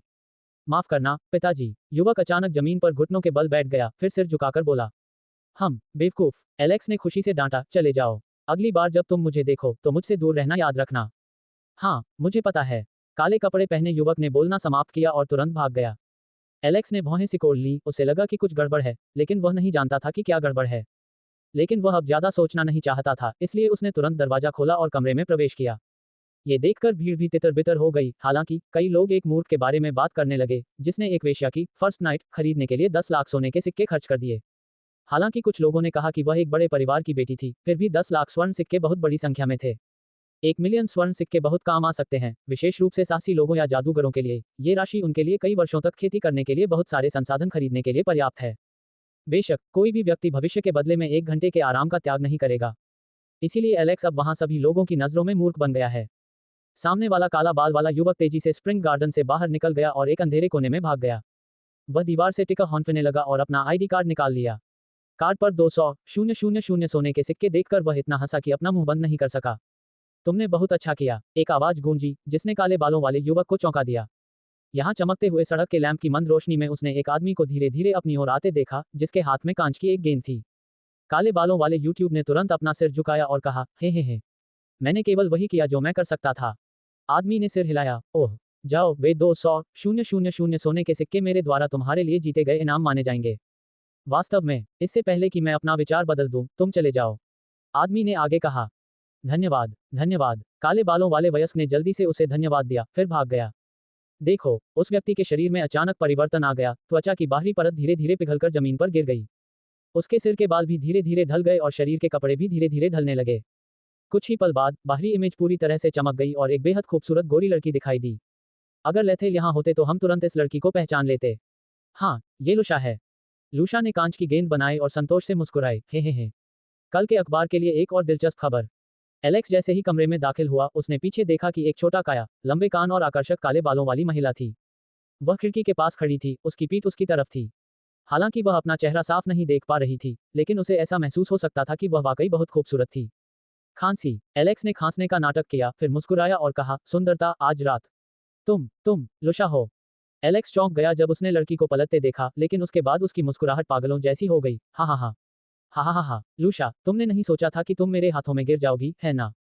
ऐसा लगता है मैंने तुम्हारा पहला मौका छीनने के लिए 1000 सोने के सिक्के चुकाए हैं। मुझे याद है कुछ समय पहले तो मैनचेस्टर टावर में मेरे लिए परेशानियां खड़ी कर दी थी, लेकिन किस्मत से दूसरों को परेशान करना है। मुझे उम्मीद नहीं थी कि मैं तुम्हें यहाँ देखूंगा। हा। बहुत अच्छी बात है, यदि आप मेरी अच्छी तरह से सेवा करेंगे तो मैं अन्य लोगों की सेवा किए बिना भी आपकी सहायता कर सकता हूँ। नहीं तो हम तुम्हारे मजाक लेने के बाद मैं किसी दूसरी वेश्यालय में बेच दूंगा और वहां के मर्दों के लिए सेक्स खिलौना बन जाऊंगा। हा। लूशा ने उसे घूर कर देखा। एक पल के बाद उसने अपने पैर को प्रदूषण मुक्त कर दिया। वह अब और नहीं रोक बैठ और जोर से हंसने लगी। हा। एलेक्स, तुम बहुत गलत हो। हा। पहले तो मुझे लगा कि तुम इतने बुरे नहीं हो, लेकिन हकीकत में तुम मेरी कल्पना से भी ज्यादा बुरे हो। एलेक्स ने अपने दांत पीस के लिए और गुस्से से चिल्लाया, तुम किस बात पर हंस रहे हो? दौड़ने की कोशिश मत करो, मैंने पहले ही पैसे खर्च कर दिए हैं। यह 1000 सोने के सिक्के हैं। यदि तुम मुझे यह एहसास नहीं कराओगे कि तुम 10 लाख स्वर्ण मुद्राओं की कीमत के लायक हो, तो मैं। ठीक है, लुशा ने एलेक्स की बात के बीच में ही रोककर कहा, क्या तुम मजाक करना चाहते हो? मजा दोगुना हो जाएगा। ये सुनकर एलेक्स थोड़ा हैरान हुआ, फिर वह लालच से मुस्कुराया, बेशक। अक्सर विंडोइंग के बाहर से एक और लुशा उड़कर अंदर आ गई। यह लुशा और लुशा। एलेक्स चौंक गया जब उसने दो लुशाओं को देखा। हालांकि खिड़कियों से उड़कर अंदर आने वाली लूशा के पंख चमगादड़ जैसे थे, उसका चेहरा बुराई से भरा हुआ था और उसकी आंखों से गुलाबी रोशनी निकल रही थी जो थोड़ी अजीब थी। पंख, तुम कौन हो? तुम हो? दोनों लुशाओं ने एक दूसरे का हाथ थामा, उनकी ओर देखा और एक स्वर में कहा, अंदाजा लगाओ। हम कौन हैं? असली लुशा कौन है? नकली लुशा कौन है? यह एलेक्स को अचानक थोड़ी बेचैनी महसूस हुई, लेकिन यह भावना केवल थोड़ी देर के लिए ही प्रकट हुई। इसके बजाय उसे एक स्वप्नल एहसास हुआ, मानो वह नींद में हो। लूशा की आंखों की चमक ने उसे मोहित कर दिया और उसे लगने लगा कि लूशा बहुत आकर्षक और सुंदर है। असली कौन है? नकली कौन है? लूशा के दोनों शब्दों ने उसे झकझोर दिया, लेकिन उसे चक्कर आने जैसा महसूस हुआ और होश में बने रहने के लिए उसे अपना सिर हिलाना पड़ा। हालांकि उसके सामने आसपास का स्थान घूमता हुआ लग रहा था। दोनों लुशा लगातार अपनी स्थिति बदल रहे थे, जैसे कि वे नाच रहे हों, जिससे उसे और भी चक्कर आने लगा। जल्दी करो, बताओ असली लुशा कौन है? एलेक्स लगातार अपना सिर हिलाता रहा, दांत पीसता रहा, फिर एक लुशा की ओर इशारा करते हुए हकलाते हुए बोला, तुम असली लुशा हो, तुम। हा। पीठ पर पंख लगाए लूशा पीछे की ओर चली गई। हल्के गुलाबी रंग की पोशाक पहने लूशा एलेक्स के पास गई और उसे गले लगा लिया। तुम बहुत बेवकूफ हो। हाँ, मैं बहुत मूर्ख हूँ, मैं बहुत मूर्ख। हा। इस समय एलेक्स कुछ भी सोचने में सक्षम नहीं था। वह मूर्खतापूर्ण ढंग से मुस्कुराया, जैसे कोई विक्षिप्त हो, उसके मुंह के कोनों से लार बहने लगी और वह भावशून्य होकर लूशा की ओर देखने लगा। ड्रेस पहने हुए लूशा ने अचानक उसके होठों को चूमा। इस समय एलेक्स अचानक चौंक गया और वह थोड़ा अधिक सतर्क लग रहा था। लेकिन वह अब ज्यादा सोचना नहीं चाहता था, क्योंकि वह लूशा के चुंबन में डूबा हुआ था। एलेक्स ने तुरंत लूशा को दूर धकेल दिया, फिर खांसने लगा और उल्टी करने लगा। खांसी, हवे। उसने जमीन पर पड़ी अपनी उल्टी को देखा और चौंक गया। अंदर बहुत सारे कीड़े, तिलचट्टे और छोटे छोटे फुफकारने वाले कीड़े थे। एलेक्स ने कांपते हुए अपना हाथ उठाकर अपना मुंह जांचा, तो पाया कि अंदर अभी भी कुछ कीड़े और तिलचट्टे रेंग रहे थे। क्या बकवास है? क्या बकवास हो रहा है? वह भ्रमित था और लूशा की ओर देखने लगा। गुलाबी पोशाक पहने लूशा ने उसकी ओर देखा और उलझन में पूछा, एलेक, क्या तुम्हें ये चुंबन पसंद आया? क्या ये बढ़िया नहीं है? आप कौन हैं? मैं हूँ लूशा, मैं। जैसे ही लूशा बोल रही थी, उसका शरीर धीरे धीरे पिघल गया और उसकी आंखें नीचे झुक गईं, जिससे आंखों के गड्ढे दिखाई देने लगे जिनमें कीड़े और अन्य कीड़े भरे हुए थे। एलेक्स इतना डर गया था कि वह दो पैरों पर चलना भूल गया और केवल पीछे की ओर ही रेंग सकता था। मदद करो, मेरी मदद करो, मेरी मदद करो। वह दरवाजा पीटता रहा, लेकिन दरवाजा बहुत ही कठोर धातु से बना हुआ लग रहा था। चाहे वह कितनी भी जोर से उस पर मारता, वह उसे जरा सा भी हिला नहीं सका। क्यों तुम भाग रही हो? लूशा जमीन पर रेंगने लगी, उसकी बाहरी त्वचा मोमबत्ती के मोम की तरह पिघल गई, जिससे अंदर का बेहद भयानक मांस और खून दिखने लगा। इसके अलावा उसके शरीर पर अनगिनत कीड़े, जैसे कि कीड़े, तिलचिट्टे और सेंटीपीड, हर जगह रेंग रहे थे। मत करो, मेरे पास मत आओ, मदद करो, मेरी मदद करो। हा हा हा, इधर आओ। जब लूशा बोल रही थी तो उसकी आवाज सुनना मुश्किल हो रहा था, मानो किसी चीज ने उसका गला रोक रखा हो। उसने अपना मुंह खोला और उसके मुंह के अंदर भी कई कीड़े थे, लेकिन जहां जीभ होनी चाहिए थी वहां एक विशाल सेंटीपीड तड़प रहा था। बाहर कोई आवाज नहीं सुन सकता था। जो कोई भी इस कमरे से गुजरा और उसने एलेक्स द्वारा चुकाई गई कीमत देखी, उसने निराशा में सिर्फ अपना सिर हिलाया। आखिरकार वह सिर्फ एक वेश्या थी और एक वेश्या के साथ पहली बार सेक्स करने के लिए इतनी कीमत खर्च करना केवल एक मूर्ख ही कर सकता है। बेशक उन्होंने कमरे के अंदर से कोई आवाज भी नहीं सुनी। अल्पविराम। दूसरी जगह हैरिस अब जमीन पर लेटा हुआ हाँफ रहा था। मेलिन उसके सामने खड़ी थी। उसने एक छोटा सा सिरेमिक फूलदान उसकी ओर फेंका और कहा, तुमने आज बहुत अच्छा किया, तुमने उस कौशल का लगभग 50% दिखाया। हैरिस ने उठने की कोशिश की और मेलिन की ओर सम्मान भरी निगाहों से देखा, तुम वास्तव में मजबूत हो। मैं बहुत सामान्य हूँ, बस मेरा स्तर तुमसे बहुत ऊंचा है, इसलिए तुम्हें भ्रम होता है कि मैं बहुत मजबूत हूँ। मेलिन ने धीरे से कहा। हैरिस ने उसकी ओर ऐसे देखने की कोशिश की मानो वह उसके मुखौटे के आर पार देखने की कोशिश कर रहा हो। आप हमेशा मास्क क्यों पहनते हैं? क्योंकि मैं नहीं चाहती कि दूसरे लोग मेरा चेहरा देखें, मेलिन ने जवाब दिया। लेकिन क्या तुम्हें मुझ पर भरोसा नहीं है? तुम और मैं एक ही नाव में सवार हैं और हम केवल आगे बढ़ते रह सकते हैं। हैरिस ने भौहें सिकोड़ते हुए कहा, यदि आप मुझे इस तरह का थोड़ा सा भी भरोसा नहीं देते तो मैं कैसे सहयोग कर सकता हूं और आप पर भरोसा करना जारी रख सकता हूं। ये सुनकर मेलिन ने अपने हाथ की तलवार को अपने स्पेस बैग में डाल लिया, हैरिस की ओर देखा और कहा, यदि तुम्हें मुझ पर भरोसा नहीं है तो तुम जा सकते हो, मैं तुम्हें अपने साथ जाने के लिए मजबूर नहीं करूंगी। अपनी बात समाप्त करने के बाद वह हैरिस को जवाब देने का समय दिए बिना ही मुड़ गईं और चली गईं। ये देखकर हैरिस ने भी आह भरी। उसे पता था कि उसने मेलिन को नाराज कर दिया है, हालांकि उसे इसका कोई अफसोस नहीं था। किसी भी तरह वह मेलिन का चेहरा देखना चाहता था। उसे यह जानना था कि उसके साथ आने वाला व्यक्ति कैसा है, वह भरोसेमंद है या नहीं। हालांकि मेलिन सच में उसके परिवार की संरक्षक है, लेकिन वह ये भी स्पष्ट रूप से जानना चाहता है, मेलिन कौन है, क्या वह उस पर अपना पूरा भरोसा रख सकता है। हैरिस ने अपना सिर हिलाया और खड़ा हो गया। वह अब ज्यादा सोचना नहीं चाहता था। शायद उसे सिर्फ तीसरे राउंड को पास करने की चिंता थी। अचानक उसे कुछ अजीब सा महसूस हुआ और उसने तुरंत स्पेस बैग के अंदर से स्क्रॉल बाहर निकाल लिया। शाफ्ट से काले और बैंगनी रंग का प्रभामंडल निकलता था और ये लगातार नियॉन लाइट बल्ब की तरह चमकता रहता था। हालांकि ये स्थिति ज्यादा देर तक नहीं रही और जल्दी ही गायब हो गई। हैरिस ने भौहें सिकोड़ी और स्क्रॉल को देखा। उसे ऐसा लग रहा था जैसे ये स्क्रॉल उसे कहीं ले जाना चाहता है। अजीब बात है, क्या ऐसा हो सकता है कि इस स्क्रॉल के अंदर का नक्शा मुझे उस जगह ले जाने की कोशिश कर रहा है जहां खजाना छिपा है। हैरिस ने मेलिन को इस बारे में बताना चाहा, हालांकि उसने अचानक ऐसा करना बंद कर दिया, क्योंकि उसे लगा कि पहले उसे यह बात गुप्त रखनी चाहिए। मेलिने, मुझे खेद है, मैं अभी भी तुम पर पूरी तरह से भरोसा नहीं कर सकता।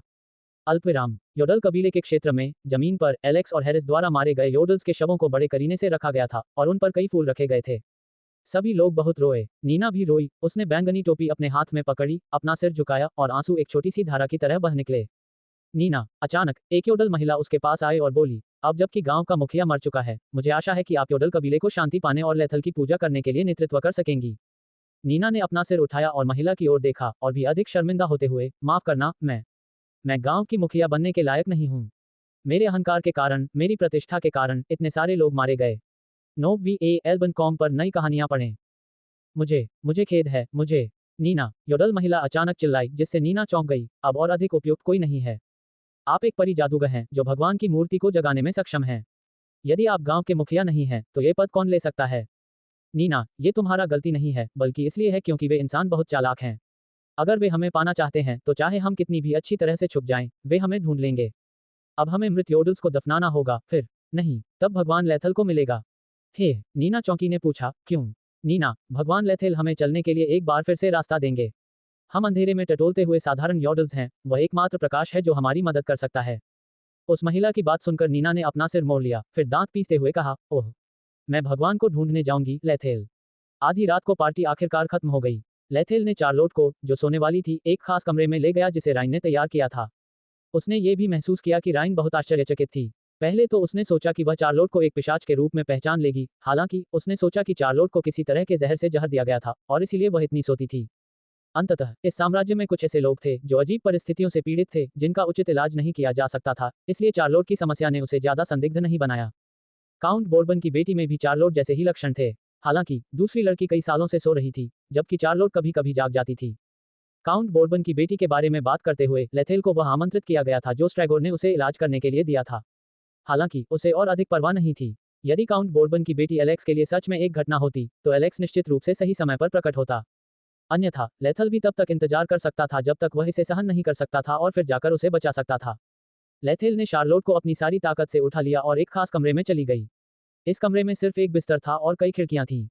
उसने उसे धीरे से बिस्तर पर लेटा दिया, लेकिन चार्लोट ने अपनी चादर खोल दी, जिससे वह चौंक गई। चार्लोट, तुम? लाथेल, क्या तुम मेरा इंतजार करोगे? चार्लोट का सवाल सुनकर वह मुस्कुराए और बोली, बेशक, हमारा एक दूसरे के साथ एक अनुबंध है। इसके अलावा मैं ये भी देखना चाहती हूँ कि जब तुम बड़ी हो जाओगी तो कितनी सुंदर हो जाओगी। चार्लोट ने सिर हिलाया, फिर उसने अचानक अपनी गर्दन को गले लगा लिया और अपने छोटे और मुलायम होंठ पेश किए। लेथेल को सचमुच आश्चर्य हुआ, उसने ये भी नहीं सोचा था कि चार्लोट जैसी भोली और मूर्ख लड़की ऐसा कर सकती है। हालांकि उसने प्रतिरोध नहीं किया, इसके विपरीत उसने ही पहल की और उसके मुंह के अंदर हमला किया। चार्लोट की 10 साल की बेटी वास्तव में उन्हें थोड़ा चिंतित कर रही थी, लेकिन उसकी वास्तविक उम्र 1000 से कहीं अधिक थी। चार्लोट के छोटे मुंह ने भी अजीब तरह से प्रतिक्रिया व्यक्त की जब उसने धीरे धीरे लेथल की जीभ को चूसा।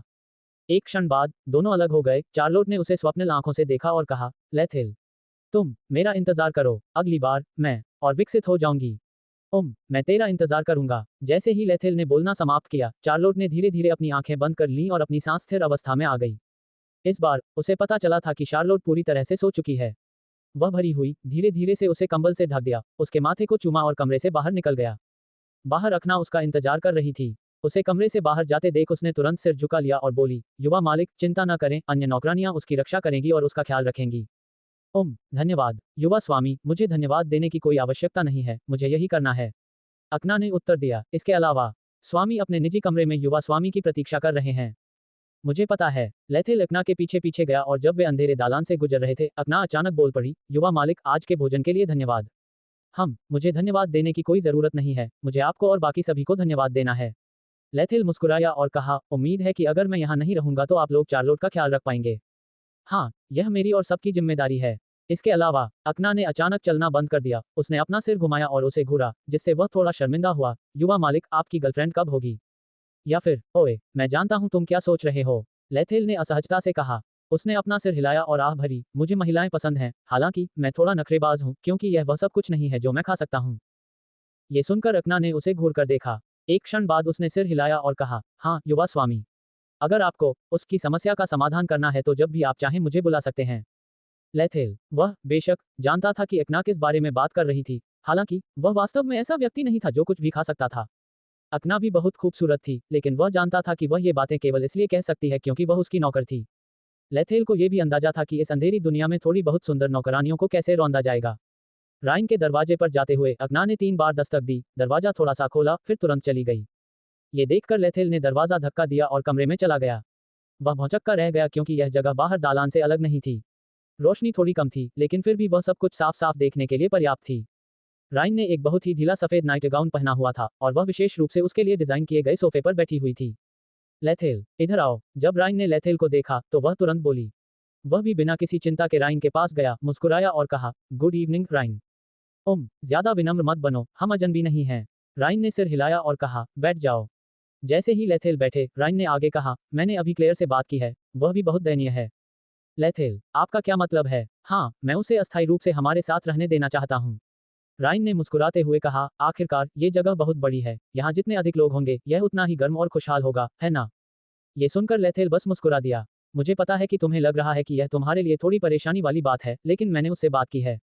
राइन ने उसे आश्वस्त करने की कोशिश की, वह अब मलिना की नौकर नहीं है। इसके अलावा भविष्य में यदि वह शाही परिवार या चर्च को चुनने का निर्णय लेती है तो वह ये स्थान भी छोड़ देगी। लेथेल ने सिर हिलाया, मुझे पता है। लेथेल, जहां तक रोलिन का सवाल है, मुझे लगता है कि वह आपकी निजी नौकर बन सकती है।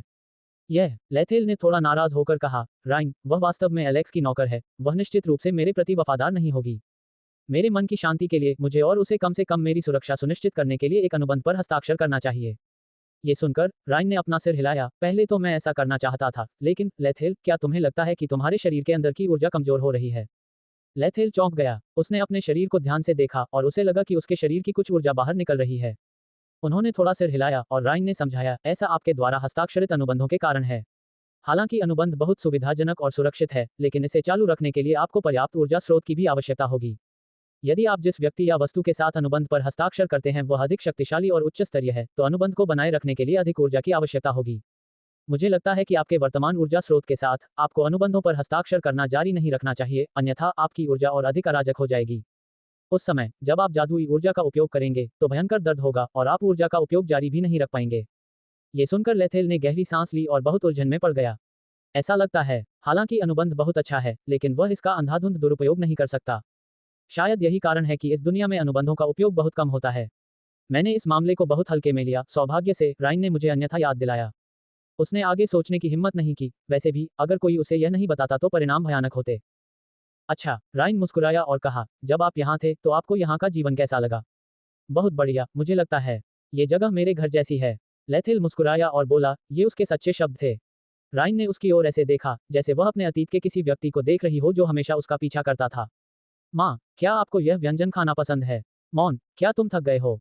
मुझे आपके कंधों की मालिश करने दीजिए। तुम्हें समय पर खाना चाहिए, कोई भी खाना मत छोड़ना, समझे? तुम हमेशा काम के बारे में इतना क्यों सोचते हो? तुम्हें अपना ख्याल रखने के लिए भी समय निकालना चाहिए। माँ, माफ करना, क्या मैंने कुछ गलत किया? आप क्यों चली गईं?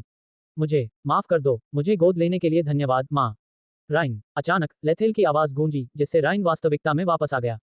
उसने चिंतित निगाहों से उसकी ओर देखा, क्या तुम ठीक हो?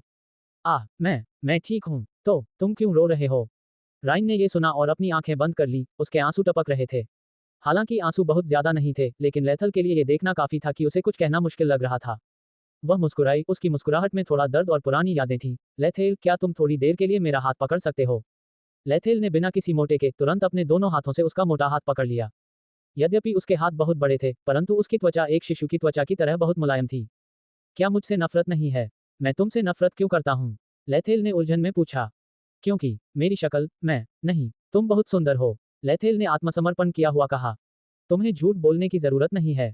अगर तुम सच भी बोलोगे तो मैं नाराज नहीं होऊंगा। लेथेल ने अपना सिर हिलाया, नहीं, मैं सच कह रही हूँ। राइन, लोगों का मूल्यांकन दो व्यक्तियों से किया जाता है, रूप और व्यक्तित्व। आपकी उपस्थिति दूसरों से मिलते ही उनकी सहानुभूति जीतने में आपकी मदद कर सकती है। लेकिन अगर आपका व्यक्तित्व अच्छा नहीं है, तो कोई भी आपको देखना या आपसे बातचीत करना नहीं चाहेगा। और यदि आपका व्यक्तित्व अच्छा है, लेकिन आप में सौंदर्य नहीं है, तो संभवतः पहले तो वे आपसे बातचीत करते समय थोड़ा चिंतित और असहज महसूस करेंगे। लेकिन लंबे समय में लोगों को एहसास होगा कि आपके साथ रहना किसी बुरे व्यक्तित्व वाले व्यक्ति के साथ रहने से कहीं अधिक सुविधाजनक है। ये सुनकर राइन ने भी लेथल का हाथ कसकर पकड़ लिया, उसके चेहरे पर पुरानी यादें उभर आईं, साथ ही हल्का सा लालपन भी था, जैसे कि वह नशे में हो। इसके अलावा लेथेल ने अचानक आगे कहा, ऐसा लगता है कि आपका वजन भी थोड़ा कम हो गया है ना? ये सही है, ऐसा कैसे पता चला? राइन को थोड़ा आश्चर्य हुआ, उसे भी नहीं लगा कि लेथल को इस बारे में पता चल सकता है। मैंने 3 किलो वजन कम किया है। लेथेल ने सिर हिलाया, ओम, मुझे भी इसका एहसास हुआ। बढ़िया, यह एक अच्छी शुरुआत है। तुम्हें कैसे पता चला? राइन ने उलझन से पूछा। क्योंकि आपकी गर्दन के आसपास की चर्बी थोड़ी कम हो गई है, इसलिए जो ड्रेस आप पहनती हैं वह भी लगभग 0.7 मिलीमीटर चौड़ी लगती है। विशेषकर कमर, यह अब इतनी टाइट नहीं है कि ऐसी लगे कि ड्रेस फटने वाली है। राइन को समझ नहीं आ रहा था कि क्या कहते हैं। क्या लेथेल उसे इतनी थकान से देख रहा था? उसे तो ये भी पता चला कि उसकी कमर 0.7 मिलीमीटर कम हो गई थी। हालांकि उसे थोड़ा आश्चर्य हुआ, लेकिन राइन बिल्कुल भी परेशान नहीं हुई। इसके विपरीत, वह बहुत खुश महसूस कर रही थी। वह मुझ पर इतना ध्यान देता है कि वह छोटी से छोटी बात पर भी ध्यान देता है। क्या ऐसा हो सकता है? वह मुझे पसंद करता है? नहीं, मेरी शक्ल सूरत ऐसी है कि शायद वह मुझे पसंद न करे। लेकिन मैं धीरे धीरे बदल सकती हूँ। योजना अभी भी वही है, मैं धीरे धीरे वजन कम कर दूंगा। इस बीच मैं धीरे धीरे माँ और बेटे के बीच के रिश्ते का उपयोग करके लेथल के लिए भावनाएं विकसित करूंगी। इसके बाद जैसे ही राइन की विचारों की श्रृंखला यहाँ पहुंची, उसका चेहरा अचानक लाल हो गया, क्योंकि वह विचारों में खो गई थी। ओए, क्या तुम कुछ सोच रहे हो? नहीं, नहीं, हा, लेथल, तुमने मुझे सचमुच आश्चर्यचकित कर दिया। मुझे उम्मीद नहीं थी कि तुम मुझ पर इतना ध्यान दोगे। लेथेल ने सिर हिलाया, वास्तव में उनका पेशा शाही रसोइया और मूर्तिकला मास्टर था। यही कारण है कि उनके भतीजे एक शासक की तरह थे और वे पूरे समय तक जीवित रहे। जब तक वह किसी को देखता था, तब तक वह उस व्यक्ति की सूक्ष्म शक्तियों को पहचान सकता था। आखिरकार, तुम मेरी पालक माँ हो, मैं तुम्हारी देखभाल किए बिना नहीं रह सकता। हाँ, राइन ने अचानक मुंह बनाते हुए कहा, क्या तुम केवल मेरी संपत्ति की ही परवाह करते हो? अरे, मेरा मतलब है, मुझे लगता है कि तुम बहुत कोमल हो, तुम मुझे माँ का प्यार महसूस कराती हो, इसीलिए मैं तुम्हारा इतना ख्याल रखता हूँ। लेथेल ने जल्दी से कहा। यह एक सकारात्मक बात है, राइन, आपको अधिक चीजों को खाने की जरूरत है और कार्बोहाइड्रेट और पशु मांस का सेवन भी सीमित करना चाहिए, समझें? इसके अलावा आपको व्यायाम में भी अधिक समय देना चाहिए, यह आपके रक्त वाहिकाओं के लिए बेहतर होगा। हा, राइनी ने अचानक जोर से हंसते हुए कहा, मुझे पता है, चिंता मत करो, मैं अपना वजन कम करने और अधिक सुंदर बनने की कोशिश करूंगी ताकि आप मुझे और अधिक देख सकें। ये सुनकर लेथेल को उलझन हुई, लेकिन उसने इस बारे में ज्यादा नहीं सोचा। ठीक है, राइन ने आगे कहा, बहुत देर हो चुकी है, इसलिए आराम करना चाहिए, मुझे कुछ काम करना है। मुझे डर है कि हम अगले 3 दिनों में एक दूसरे को नहीं देख पाएंगे। लेथल ने सिर हिलाया, हालांकि जैसे ही वह खड़ी हुई, राइन बोला, क्या आप कुछ भूल गए? ये सुनकर वह भौंचक कर रह गया, इधर उधर देखा और फिर अपनी जेब चेक की। नहीं, मैं कुछ भी नहीं भूला। तुम मुझे चूमना और शुभ रात्रि कहना भूल गए। राइन अचानक अनुभव हुए और बहुत साहसी हो गए। लेथेल ने जब ये सुना तो वह मुस्कुराने लगी, परंतु वह राइन से उसकी शक्ल सूरत के कारण घृणा भी नहीं करती थी। इसके विपरीत वह राइन के प्रति अत्यंत आभारी महसूस करती थी जब उसने उसे रहने के लिए इतना अच्छा स्थान और एक उच्च वर्गीय कुलीन व्यक्ति के रूप में पूर्ण जीवन दिया था। वह राइनी के पास गई और क्योंकि वह बैठी हुई थी उसे अपना सिर झुकाना पड़ा और धीरे धीरे उसके माथे को चूमना पड़ा। शुभ रात्रि, राइन। नहीं, राइन ने अपना सिर उसकी ओर देखा, उसका चेहरा लाल हो गया था और वह हैरानी से उसे देख रही थी। तुम्हें मुझे माँ कहना होगा। ये सुनकर लेथेल को बहुत उलझन हुई। उसके मन में एक जानी पहचानी सी भावना उभरी, जैसे कि जब राइन ने उसे गले लगाया था। हालांकि यह बहुत परिचित लग रहा था, लेकिन उसे याद नहीं आ रहा था कि यह एहसास कहाँ से आया था। उसे सिर्फ इतना पता था कि वह इस एहसास का लंबे समय से इंतजार कर रही थी। अजीब बात है, शायद क्योंकि मैं अनाथ हूँ, मैं हमेशा माँ के बारे में सोचता रहता हूँ। उसने अपना सिर हिलाया और इस बारे में न सोचने की कोशिश की। लेथेल ने राइन की ओर देखा। माँ शब्द कहना थोड़ा कठिन था, लेकिन अंत में उसने कहा, शुभ रात्रि माँ। फिर उसने अपना सिर झुकाया और राइनी के माथे को फिर से चूमा।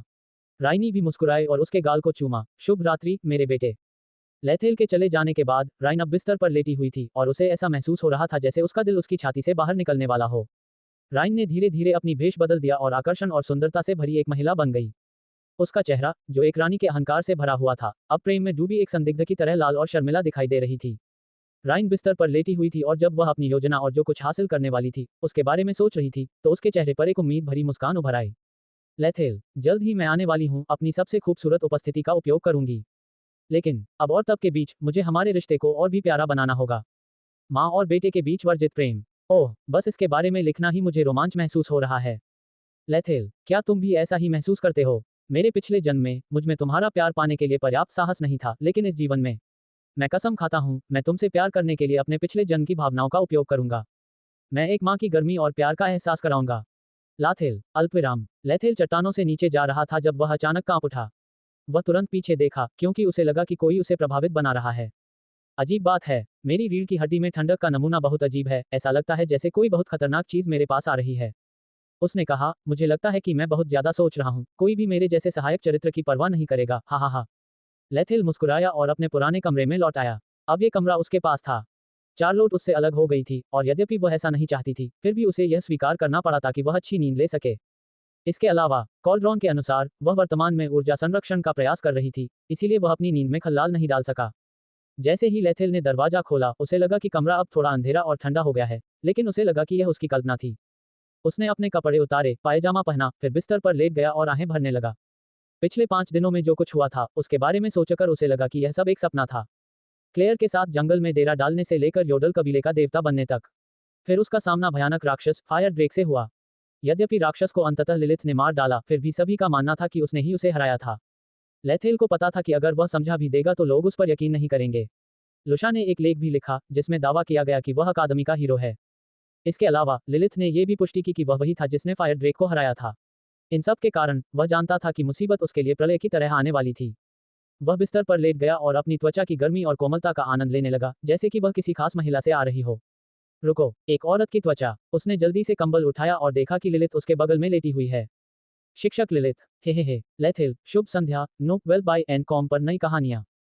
आप, शुभ रात्रि। लेथेल अपनी बात पूरी कर पाता, इससे पहले ही लिलिथ ने उसे गले लगा लिया और बिस्तर पर दबा दिया। हे, मैं सुबह अधूरा काम निपटाने आई थी। बोलते हुए वह हंस पड़ी। लेथेल ने भौहें सिकोड़ी क्योंकि उसे शराब की बहुत तेज गंध आ रही थी। क्या तुमने अभी शराब पी है? हाँ, आज खुशी का दिन है, तुमने शराब क्यों नहीं पी? लेथेल, ये बहुत उचित लगता है, लेकिन बहुत अनुचित भी। लाथेल, तुम एक बुरे व्यक्ति हो। आप ऐसा क्यों कह रहे हैं? लेथेल ने असमंजस में पूछा। क्योंकि तुम हमेशा मुझसे बचते हो। तुम हमेशा सोचते हो कि मैं मुसीबत हूँ। लेथेल ने आह भरी, नहीं, मैं तुम्हें पसंद नहीं करता। लिलिथ, तुम्हें मुझसे इस तरह चिपकने की कोई जरूरत नहीं है। आप बहुत ऊंचे दर्जे के व्यक्ति हैं और आपकी ताकत भी बहुत भयानक है। अभी भी वहाँ कई बेहतरीन लोग हैं। लेथेल की बात पूरी होने से पहले ही लिलिथ ने अपना सिर झुका लिया और उनके होंठ एक दूसरे से छू गए। फिर लिलिथ अब अनाड़ी नहीं रही और उसने उस पर जमकर हमला किया। वह इतनी तीव्र थी कि उसे अपनी जीभ पर हल्का दर्द महसूस होने लगा। यहाँ तक कि शराब की गंध भी उसके मुंह में घुस गई, जिससे उसे चक्कर आने लगा। अचानक लिलिथ रुक गई, उसके बाद उसकी सांसें भी रुक गईं। लेथेल ने आह भरी, ऐसा लग रहा था कि वह इतनी नशे में थी कि अब वह खुद पर नियंत्रण नहीं रख सकती थी। उसने उसे अपनी बाहों में पकड़ लिया और उसके शरीर से निकलने वाले तापमान और सुगंध को महसूस किया। शार्लोट के बिना भी मैं लिलिथ को गले लगा सकता हूँ। अगर सिस्टम मुझे चेतावनी नहीं देता है तो मैं उसे गले लगा सकता हूँ, है ना? लेथिल चुपचाप लेटा रहा और प्रतीक्षा करता रहा। उसके हाथ लिलिथ की पीठ पर रखे हुए थे, लेकिन वह ज्यादा हिलने की हिम्मत नहीं कर रहा था। वह काफी देर तक इंतजार करता रहता है। सिस्टम ने अभी तक कोई सूचना नहीं दी, इसलिए उसे पता चल गया कि उसने कानून नहीं तोड़ा है। लेथिल ने राहत की सांस ली। उसने महसूस किया कि लिलिथ के 2 खत्म पहाड़ उसके सीने पर दबाव डाल रहे हैं, जिससे वे विकृत हो रहे हैं। वह सांस लेने में थोड़ी कठोर हो रही थी, लेकिन उन 2 नर्म पहाड़ों से आ रही अद्भुत अनुभूति ने उसे महसूस कराया कि वह अभी भी इसे सहन कर सकती है। लेथिल, मैं तुमसे प्यार करता हूँ। अचानक लिलिथ ने बड़बड़ाया। लेथिल ने भौहें सिकोड़ते हुए कहा, क्या वह नींद में बात कर रही है? लाथिल, लाथिल, वह उलझन में था। वह उसे क्यों पसंद करती थी? क्या ऐसा हो सकता है कि पहली मुलाकात से ही वह उसे पसंद करने लगी थी? लेथिल, तुम इतनी जल्दी क्यों मर गए? ये सुनकर लेथिल चौंक गया। हालांकि वह हिल नहीं रहा था, वह नोट सुन रहा था कि लिथ क्या कहने की योजना बना रही थी। लाथिल, मैं उसी दिन से ढूंढ रहा था। मैं तुम्हें बहुत याद करता हूँ। तुम्हारे मरने के बाद मैं बहुत अकेला हो गया था। लेथिल ने भौहें सिकोड़ ली। उसे ऐसा लगा कि यह थोड़ा अजीब है। क्या मैं मर गया हूँ? क्या बकवास है? मैं अभी भी जीवित हूँ। क्या ऐसा हो सकता है कि उसने मुझे किसी और के साथ लुभाया हो? नहीं, वह मेरा नाम ले रही है, जिससे साबित होता है कि वह मेरे बारे में बात कर रही है।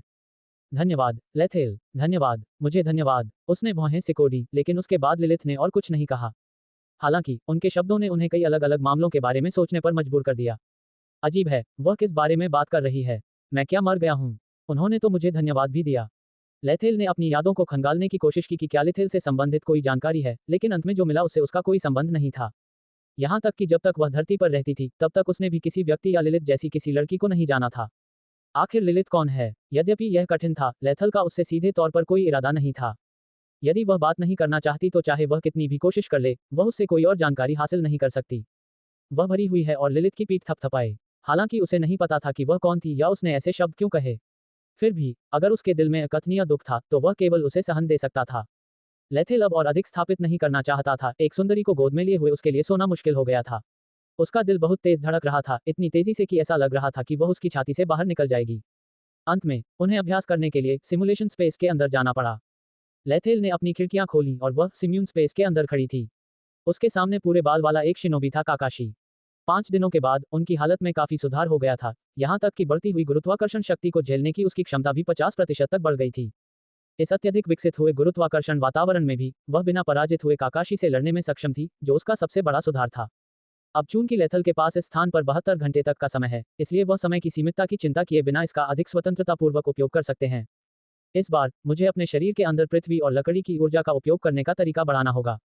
यद्यपि इस दुनिया में इन 2 तत्वों को सबसे कमजोर और सबसे खराब माना जाता है, हालांकि मैंने जो शिनोबी श्रृंखला पढ़ी है, उसमें ये काफी मजबूत तत्व हैं। विशेष रूप से लकड़ी तत्व। कहा जाता है कि जिस व्यक्ति को भगवान कहा जाता है, उसने पूरे शिनोबी विश्व को भय से कांपने के लिए इस तत्व का उपयोग किया।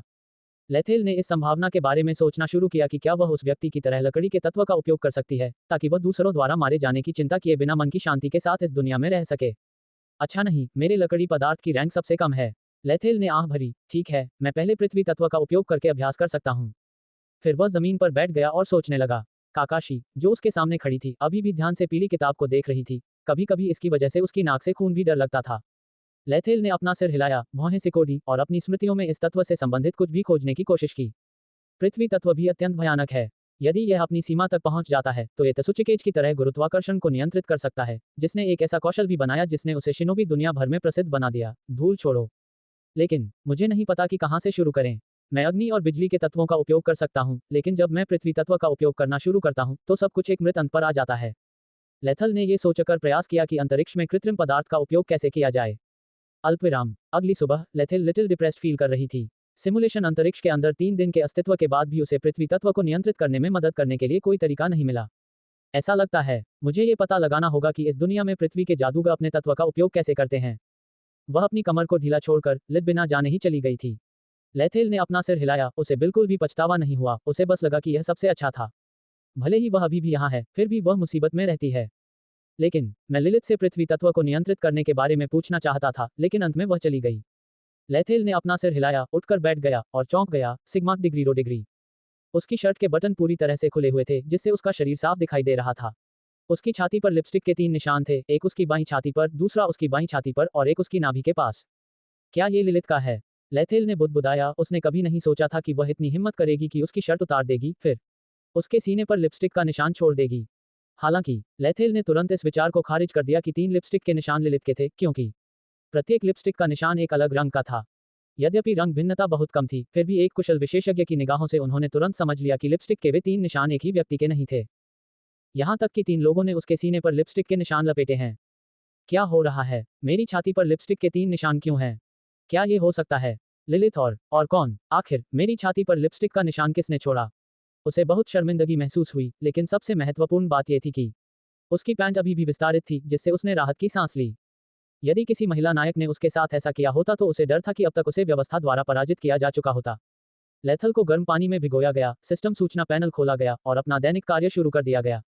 दाखिल करना, डिंग, आज लेटेस्ट साइन इन करें, आपको एक नया लेख मिलेगा। अंत, अल्पविराम, नाम, विवरण, आप एक मुख्य पात्र को दुनिया की इच्छा से एक दिन के लिए अलग कर सकते हैं। उस दिन के दौरान आपके द्वारा अलग किए गए पुरुष नायक से संबंधित सभी महिला नायक स्वतंत्र हो जाएंगी। हालांकि इस उपन्यास का उपयोग करने के बाद नायक आपके साथ प्रतिपक्षी की तरह व्यवहार करेगा। कूल डाउन, 10 दिन, अल्पविराम। लेथल ने नए तथ्यों को देखा और भ्रमित में पड़ गए। क्या सिस्टम मुझे पुरुष नायक को नष्ट करने के लिए प्रोत्साहित कर रहा है? नहीं, सिस्टम ऐसा नहीं कर सकता। अंततः मैं मात्र एक सहायक कार्य हूं, तो मैं मुख्य पुरुष कार्य को कैसे नष्ट कर सकता हूं? शायद ये सुविधा मुझे मृत्यु से बचने में मदद करेगी, अगर मुझे पुरुष नायक का दुश्मन बनने के लिए मजबूर किया जाए। हाँ, ये सिस्टम निश्चित रूप से मेरी मदद कर रही है। लेथेल ने अपने विचारों को स्थिर किया, फिर उसे कम चिंता हुई। हालांकि जब उसने अपनी छाती को रगड़ना शुरू किया, तो उसने पाया कि लिपस्टिक के ये 3 निशान धुल नहीं सकते। यह क्या बकवास है? क्या मुझे ये 3 लिपस्टिक के निशान जीवन भर अपने साथ लेकर चलना होगा? वह बहुत शर्मिंदा महसूस कर रहा था, इसलिए उसने कॉल्ड्रॉन से पूछा, ओए, तुम? मुझे नहीं मालूम, मुझसे मत पूछो। इससे पहले कि लेथेल अपनी बात पूरी कर पाता, कॉल्ड्रॉन ने तुरंत अपना इरादा रोक दिया। आप बकवास बंद करो, कॉल्ड्रॉन चिल्लाया। मैं तुम्हारी मदद नहीं कर सकता, उनमें से कोई भी महिला सामान्य नहीं है, वे सभी पागल महिलाएं हैं। लेथेल, अरे, मैं तो बस एक सवाल पूछ रहा हूं, उसकी प्रतिक्रिया इतनी तीव्र क्यों है? क्या जब मैं सो रहा था तब सचमुच कुछ हुआ था? कोई मुझे बताए कि क्या हुआ? लेथेल चिल्लाया। नहाने के बाद और लिपस्टिक के 3 दागों को साफ करने की कोशिश करने के बाद, वह चार्लोट के बेडरूम में जाने से पहले कुछ फूल चुनने के लिए बाहर चला गया। उसे अभी भी सोता देख लेथेल को थोड़ी निराशा हुई। कल की बात याद करते हुए, हालांकि वह जाग गई थी, लेकिन उसके पास उसके साथ बिताने के लिए ज्यादा समय नहीं था। उसने अभी अभी तोड़े गए फूल लिए, उन्हें फूलदान में रखा और खिड़की के पास रख दिया। आदत के मुताबिक उसने चार्लोट को चेतावनी देने के लिए दीवार पर कुछ शब्द लिखे। लेथेल उसके पास गया, उसका सिर झुकाया, धीरे से उसके माथे को चूमा और बुदबुदाया, शार्लोट, मुझे आशा है कि तुम जल्दी ही जाग जाओगी। अपनी बात समाप्त करके वह नाश्ता बनाने के लिए रसोई में जाने ही वाला था कि अकना प्रकट हुई। मास्टर जी, कोई आपसे मिलना चाहता है। हम, कौन है? अकना ने अपना सिर झुकाया और कहा, 2 लोग हैं, एक खुद को स्ट्रैगोर कहता है और दूसरा कप्तान लौरा है। स्ट्रैगोर, लौरा, लेथेल ने भौहें सिकोड़ी। उसे नहीं पता था कि ये दोनों लोग यहाँ किस लिए आए थे, वैसे भी उनका उनसे ज्यादा संपर्क नहीं था। क्या आप उनसे मिलना चाहते हैं? अखना ने पूछा। लेथेल ने एक क्षण सोचा और फिर कहने का निश्चय किया, ठीक है, वैसे भी वे पहले से ही यहाँ हैं। थोड़ी सी भी सद्भावना न दिखाना बहुत ही शिष्टता होगी। अचानक उसने देखा कि अकना उसकी छाती को घूर रही है, जिससे वह भौंचक्का रह गया। ओए, अकना, तुम? हम, युवा मास्टर, क्या आप कुछ कहने वाले हैं? अकना ने अपना सिर झुकाया और पूछा। लेथल, अंडरस्को विंकिंग फेस, तुम ही हो जिसने निशान छोड़ा है। लिपस्टिक का निशान। अकना ने तुरंत लेथेल की बात बीच में ही काट दी। युवा मास्टर, आप किस बारे में बात कर रहे हैं? मुझे समझ में नहीं आ रहा है। लेथेल ने चुपचाप अकना को देखा, फिर आह भरी, अपना सिर हिलाया और कहा, कुछ नहीं। भले ही उसने यह बात जोर से नहीं कही, लेकिन वह जानता था कि 50% संभावना थी कि उसकी छाती पर छिपी 3 लिपस्टिक में से एक अकना की थी। तो केवल एक ही बचा है। अल्पविराम। लिविंग रूम के अंदर स्ट्रैगर कमरे के कोने में सिर मोड़े खड़ा था और वह लौरा की ओर सीधे देखने की हिम्मत नहीं कर रहा था।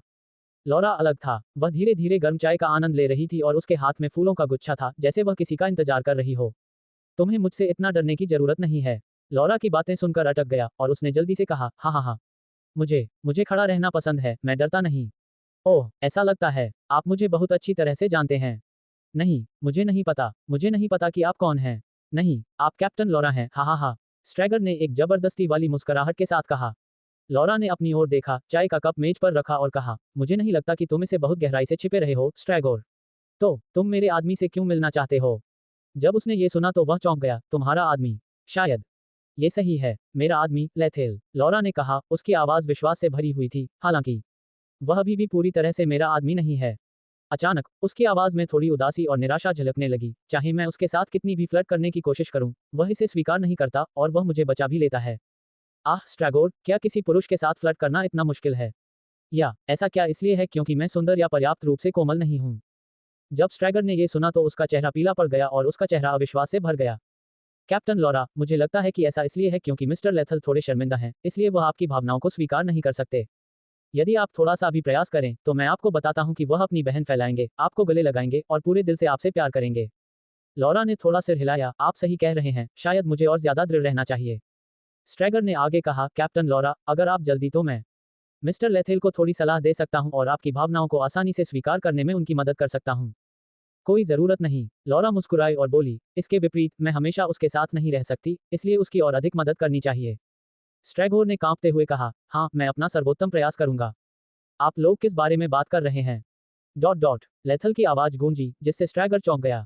जब लॉरा ने लेथल को आते देखा, तो वह हाथ में फूलों का ढेर लेकर उसके पास चली गई। लॉरा ने प्रेम और आशा भरी आंखों से उसे देखा और फूलों का गुलदस्ता उसे सौंपते हुए बोली, लेथेल, आज फिर से देखकर मुझे बहुत खुशी हो रही है। हर दिन एक फूल का सूरज की रोशनी से मिलने जैसा है और यह मेरे दिल को गर्मी से भर देता है। घातक, सिग्मा डिग्री डिग्री। वह चौंक गया और उसे लगा कि कुछ ठीक नहीं है। उसे ये भी लगा कि लॉरा ने जो शब्द उससे कहे थे, उन्हें उसे ही कहना चाहिए था। लेकिन लॉरा को अपने मजबूत और दृढ़ चेहरे के साथ देखकर उसे शर्मिंदगी महसूस होती है। यह लेथेल लड़खड़ा गया। लॉरा ने उसका हाव भाव देखा और तुरंत उसके पास चली गई। उसने फूलों का गुलदस्ता अपने हाथ में लिया और उसके हाथ में रख दिया। उसी समय लॉरा ने भी उसके हाथ को पकड़ लिया। लाठेल, ये सिर्फ फूलों का एक कूड़ा है, लेकिन इसे तुम मुझे पूरे दिन खुश रख सकते हो। लेथेल, तुम आज भी खूबसूरत हो, लेथेल। ओए, मैं हूँ। जैसे ही लेथल ने कुछ कहने के लिए अपना मुंह खोला, लॉरा ने अपना सिर झुकाया और उसके माथे पर चुंबन ले लिया। अचानक, सिग्मा ओ स्ट्राघोर, सिग्मा डिग्री रो डिग्री। रुको, लेथल ने बोलने की कोशिश की, लेकिन जैसे ही उसने अपना मुंह खोला, लॉरा की पसंदीदा जीभ उसके मुंह में प्रवेश कर गई। लेथेल ने विरोध करने की कोशिश की, लेकिन कोई फायदा नहीं हुआ, लॉरा बहुत ताकतवर थी। उसने बस एक हाथ से अपने दोनों हाथों को जकड़ लिया और दूसरे हाथ से उसका चेहरा पकड़ लिया। लेथेल ने मन ही मन आह भरी, अच्छा, चूंकि मैं विरोध नहीं कर सकता, इसलिए इसका आनंद लेना ठीक है। उसने जवाब देना शुरू किया और दोनों पक्षों ने जमकर हमला किया। अचानक से दोनों लोगों को घूरा और लगातार सिर हिलाया जैसे कि वह कुछ बहुत ही दिलचस्प सीख रही हो। स्ट्रैगोर की हालत और भी बुरी थी, वह एक कोने में सिमट कर बैठ गई और अपनी आंखों को हाथों से ढक लिया जिससे उसकी दृष्टि बाधित हो गई। कुछ देर बाद लॉरा अलग हो गई। उनके कदमों के बीच में लार की एक धार थी जो रेशम की धागे की तरह चमक रही थी, और फिर, क्योंकि वह बहुत भारी थी, नीचे गिर गई। डिंग पिकन, प्रतिभा ने बेहतरीन काम किया है। आप अपनी सांस को लंबे समय तक रोक सकते हैं। लेथेल, क्या बकवास है, ये प्रतिभा इतने हास्यास्पद तरीकों से क्यों सक्रिय की जाती है? लॉरा मुस्कुराई, अपनी जीभ का स्वाद धीरे धीरे लेथल के नमकीन पानी में भिगोती हुई थी। बहुत मीठा, बहुत बढ़िया। लेथल, मैं वास्तव में तुम्हारी जीभ का स्वाद लेना चाहती हूँ। घातक, ओह, क्या तुम मुझे भी खा जाओगे? उसने बदसूरत स्वर में कहा। अगर तुम्हें कोई आपत्ति न हो, तो मैं भी तुम्हें खाना चाहती हूँ। लॉरा के बोलने के बाद उसने अपना सिर झुकाया, अपनी नर्म और गीली जीभ को उसकी ठुड्डी चाटने के लिए बाहर निकाला, फिर उसे उसके गाल पर ले गई और फिर उससे अलग हो गई। बहुत सुगंधित, मुझे आश्चर्य है कि उस जगह का स्वाद कैसा होगा। लॉरा की बात सुनकर लेथेल कांप उठा। उसे लगा कि वह एक सक्कुबस है जो उसे बहकाने की कोशिश कर रही है। ठीक है, यहाँ बहुत सारे लोग हैं, आपको पहले मुझे जाने देना चाहिए। ये सुनकर लॉरा ने चारों ओर नजर घुमाई, फिर धीरे से उसे जाने दिया। अच्छा, चलो फिर कभी जारी रखते हैं, ठीक है? कभी नहीं, लेथेल ने दांत पीसते हुए कहा और मन ही मन सोच रहा था कि क्या आजकल की महिलाएं इतनी बोल्ड हैं। उसने अखना की ओर देखा, भौहें सिकुड़ी और कहा, तुमने मेरी रक्षा क्यों नहीं की? अखना ने सिर झुकाकर कहा, क्षमा करें, युवा मास्टर, मुझे लगा कि आप किसी खतरे में नहीं थे, इसलिए मैं आपको नहीं बचा सका। लेकिन मेरा कौमार्य खतरे में है, क्या तुम मुझे नहीं बचाओगे? क्षमा करें, युवा गुरु, यह आपके विकास में सहायता करने वाला एक अनुभव है। लेथेल, उसने अपना सिर हिलाया और आह भरते हुए कहा, ठीक है, क्या तुम मुझे सिर्फ खाने के लिए यहाँ ढूंढने आए हो? हा, तुम्हें एक ऐसी लड़की की तरह शर्मीली देखकर, जिसे अभी अभी परेशान किया गया हो, मेरा तुम्हें और भी अधिक परेशान करने का मन कर रहा है। लॉरा ने मुस्कुराते हुए कहा। लेथल, तू थे, अपने दिल में, उसने चुपचाप लॉरा की ओर अपनी मध्यमा उंगली उठाई, बेशक उसने इसे बाहर दिखाने की हिम्मत नहीं की। आखिर वह मानव रूप में एक डायनासोर है, जबकि वह सिर्फ एक चूजा है, तो वह डायनासोर की शक्ति का विरोध कैसे कर सकता है? मैं अब तुम्हें तंग नहीं करूंगी, लॉरा ने कहा, मुझे कल ही तुम्हारे लौटने के बारे में पता चला, इसलिए मेरे पास तैयारी करने का समय नहीं था। इसलिए आज मैं तुम्हारे लिए एक उपहार लाई हूँ। मुझे उम्मीद है कि तुम्हें ये पसंद आएगा। अपनी बात समाप्त करने के बाद उसने एक भूरे रंग का स्क्रॉल निकाला और लेथेल को दिया। यह एक जादुई प्रतिभा है जो पृथ्वी तत्व का पूरक है। इसे अस्वीकार न करें क्योंकि आपको निश्चित रूप से इसकी आवश्यकता होगी। क्या ये पुस्तक एक प्राकृतिक प्रतिभा है? लेथेल असमंजस में पड़ गया और उसने लॉरा के हाथ से पुस्तक ले ली। ये देखकर वह मुस्कुराई, उसके गाल को हल्के से चूमा और उसके कान में फुसफुसाया, माफ करना, मैं आज आपसे केवल थोड़ी देर के लिए ही मिल पाऊंगी। मैं कल वापस आऊंगी। लेथेल ने एक कदम पीछे हटते हुए लॉरा से दूर रहने की कोशिश की। क्या तुम कल भी आ रही हो? लेथेल के घृणित भाव को देखकर वह बस मुस्कुराए। हाँ। जितना अधिक तुम मुझसे नफरत करते हो, उतना ही मैं तुम्हें पसंद करती हूँ। मुझे ऊंचे पर्वत शिखरों पर विजय प्राप्त करना सबसे अधिक पसंद है, लेथेल। मैं वापस आऊंगी। अपनी बात खत्म करने के बाद वह पलटी और चली गई। जब लेथेल ने देखा कि वह पूरी तरह से इस जगह से जा चुकी है, तो उसने राहत की सांस ली। उसे ऐसा महसूस हुआ कि वह बैड सीईओ उपन्यासों की मुख्य पात्र की तरह है, और वह मुख्य महिला पात्र है। लेथेल ने अपना सिर हिलाया, अपने हाथ में रखे स्क्रॉल को देखा और सोचा कि इसका उपयोग कैसे किया जाए। युवा मास्टर, ये पुस्तक सरल नहीं है। अकना अचानक बोल पड़ी। तुम्हारा क्या मतलब है? अकना ने समझाया। युवा गुरु, शायद आप कौशल स्क्रॉल और आशीर्वाद स्क्रॉल के बीच का अंतर नहीं जानते हैं। आमतौर पर पुस्तकालयों में संग्रहीत की जाने वाली पुस्तकों में दर्ज कौशल सामान्य प्रकार के कौशल होते हैं।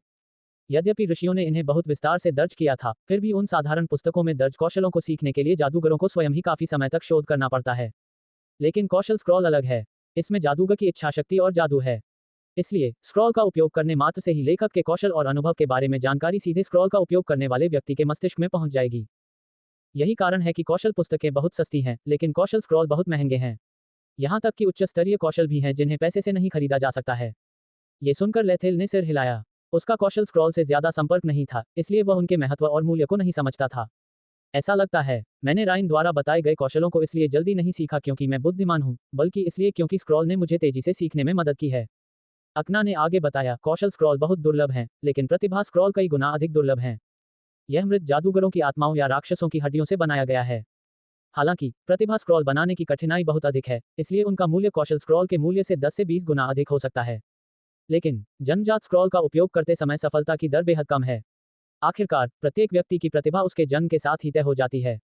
कोई भी प्रतिभा कितनी भी उच्च स्तरीय क्यों न हो, सभी की शारीरिक स्थिति और जादुई ऊर्जा से मेल खाना कठिन है। लेथेल ने थोड़ी उलझन महसूस करते हुए आह भरी, लेकिन वह अकना द्वारा समझाई गई मूल बातें भी समझ सकता था।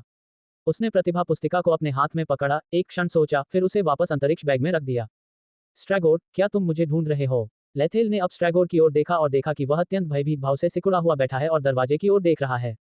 अरे, मुझे तुम्हें ढूंढना था। स्ट्रैगर जल्दी से खड़ा हो गया और दरवाजे से बाहर देखने लगा। ये पुष्टि करने के बाद कि लौरा अब वापस नहीं आएगी, उसने राहत की सांस ली। लेथेल, क्या तुम सच में उस लड़की के आदमी हो? वास्तव में नहीं, लेथेल ने अपना सिर हिलाया। मैं उससे कुछ दिन पहले ही मिला था। ये तीसरी बार है जब मैं उससे मिला हूँ। सर्वश्रेष्ठ उपन्यास पढ़ने के अनुभव के लिए n0bl/b*i*n.com पर जाएं। मुझे समझ में नहीं आता कि वह मुझसे इस तरह क्यों चिपकी रहती है और चाहती है कि मैं उसका आदमी बन जाऊं। लेथेल ने ऊब और थकान से आह भरते हुए कहा, मनो लौरा कोई परेशान प्राणी हो जिससे उसे सिर दर्द हो रहा हो। क्या? स्ट्रैगर चौंक गया जब उसने लेथेल के चेहरे पर भाव देखा। उसकी रीढ़ की हड्डी में अचानक ठंडक महसूस हुई और उसे सांस लेने में तकलीफ होने लगी। उसने हकलाते हुए पूछा, लेथेल, तुम क्या जानते हो कि वह कौन है? ये सुरक्षा प्रमुख लौरा है। क्या ये सही नहीं है? स्ट्रैगर ने गहरी सांस ली। उसे थोड़ा सा संकोच हुआ। हालांकि जब उसने देखा कि वह अपनी आदतों को अपनी मोहरों के बीच रख रही है, तो उसे तुरंत पता चल गया कि यह आसान नहीं था। अंत में उसे चुप रहना पड़ा और लौरा की असली पहचान उजागर नहीं करनी पड़ी। हाँ, ये सही है। वह बहुत अच्छी लड़की है, वह बहुत अद्भुत है। मैं भी आशा करता हूँ कि आप दोनों एक साथ बन जाएं। लेथेल ने भौहें सिकोड़ी, फिर अपना सिर घुमाकर देखा, जो भी उसकी ओर देख रही थी। उसे लगा कि इस माहौल में कुछ बहुत ही अजीब बात है, लेकिन उसने बस एक आह भरी और कहा, ठीक है, चलो अब इस बारे में बात नहीं करते। तुम अर्ल बोर्बन की बेटी की वजह से मुझसे मिलने आए हो? हाँ, ये सही है। स्ट्रैगर ने निराशाजनक जवाब दिया। लेथेल ने आह भरी, उत्साहित। जब इकना ने कहा कि स्ट्रैगर उससे मिलना चाहता है, तो वह कारण का अनुमान लगा सकता था। वैसे भी वह और स्ट्रैगोर बहुत करीब नहीं थे, उन्हें जोड़ने वाली एकमात्र चीज काउंट बोर्बन की बीमार बेटी थी। तो अभी तक कोई भी उसका इलाज नहीं कर पाया है? लेथेल ने भौहें सिकोड़ कर पूछा। ये सही है, स्ट्रैगर ने आह भरते हुए कहा। 2 दिन पहले उसकी नाक और मुंह से काफी खून बह रहा था और इससे अर्ल बोर्बन बहुत चिंतित हो गया था। इसलिए उन्होंने मुझसे कहा कि मैं जल्दी से किसी ऐसे व्यक्ति को ढूंढूं जो उनकी बेटी को बचा सके। लेथेल को अचानक एलेक्स की याद आ गई। उसने एक पल के लिए अपनी थोड़ी रागी और कहा, ठीक है, इसलिए एलेक्स को धोना चाहिए। मैं वादा करता हूं कि वह अर्ल की बेटी को खतरे में डालेगा। अरे, स्ट्रैगर ने भौहें सिकोड़ी, थोड़ा शर्म महसूस किया। उसने कहा, लेथेल, तुम भी जानते हो कि एलेक्स और मेरे बीच एक दूसरे से शेन है। वह निश्चित रूप से मेरी मदद नहीं करेगा। ये सुनकर लेथेल को वह संघर्ष याद आ गया जो तब हुआ था जब एलेक्स पहली बार एन्चेंटेड टॉवर में आया था, और यह सुनकर उसे गहरी सांस लेने का मौका मिला। ठीक है, मैं वहां आऊंगा। हालांकि मैं इसकी अनुमति नहीं दे सकता कि मैं उसे ठीक कर सकूं। ठीक है, लेकिन अब आप क्या जा सकते हैं?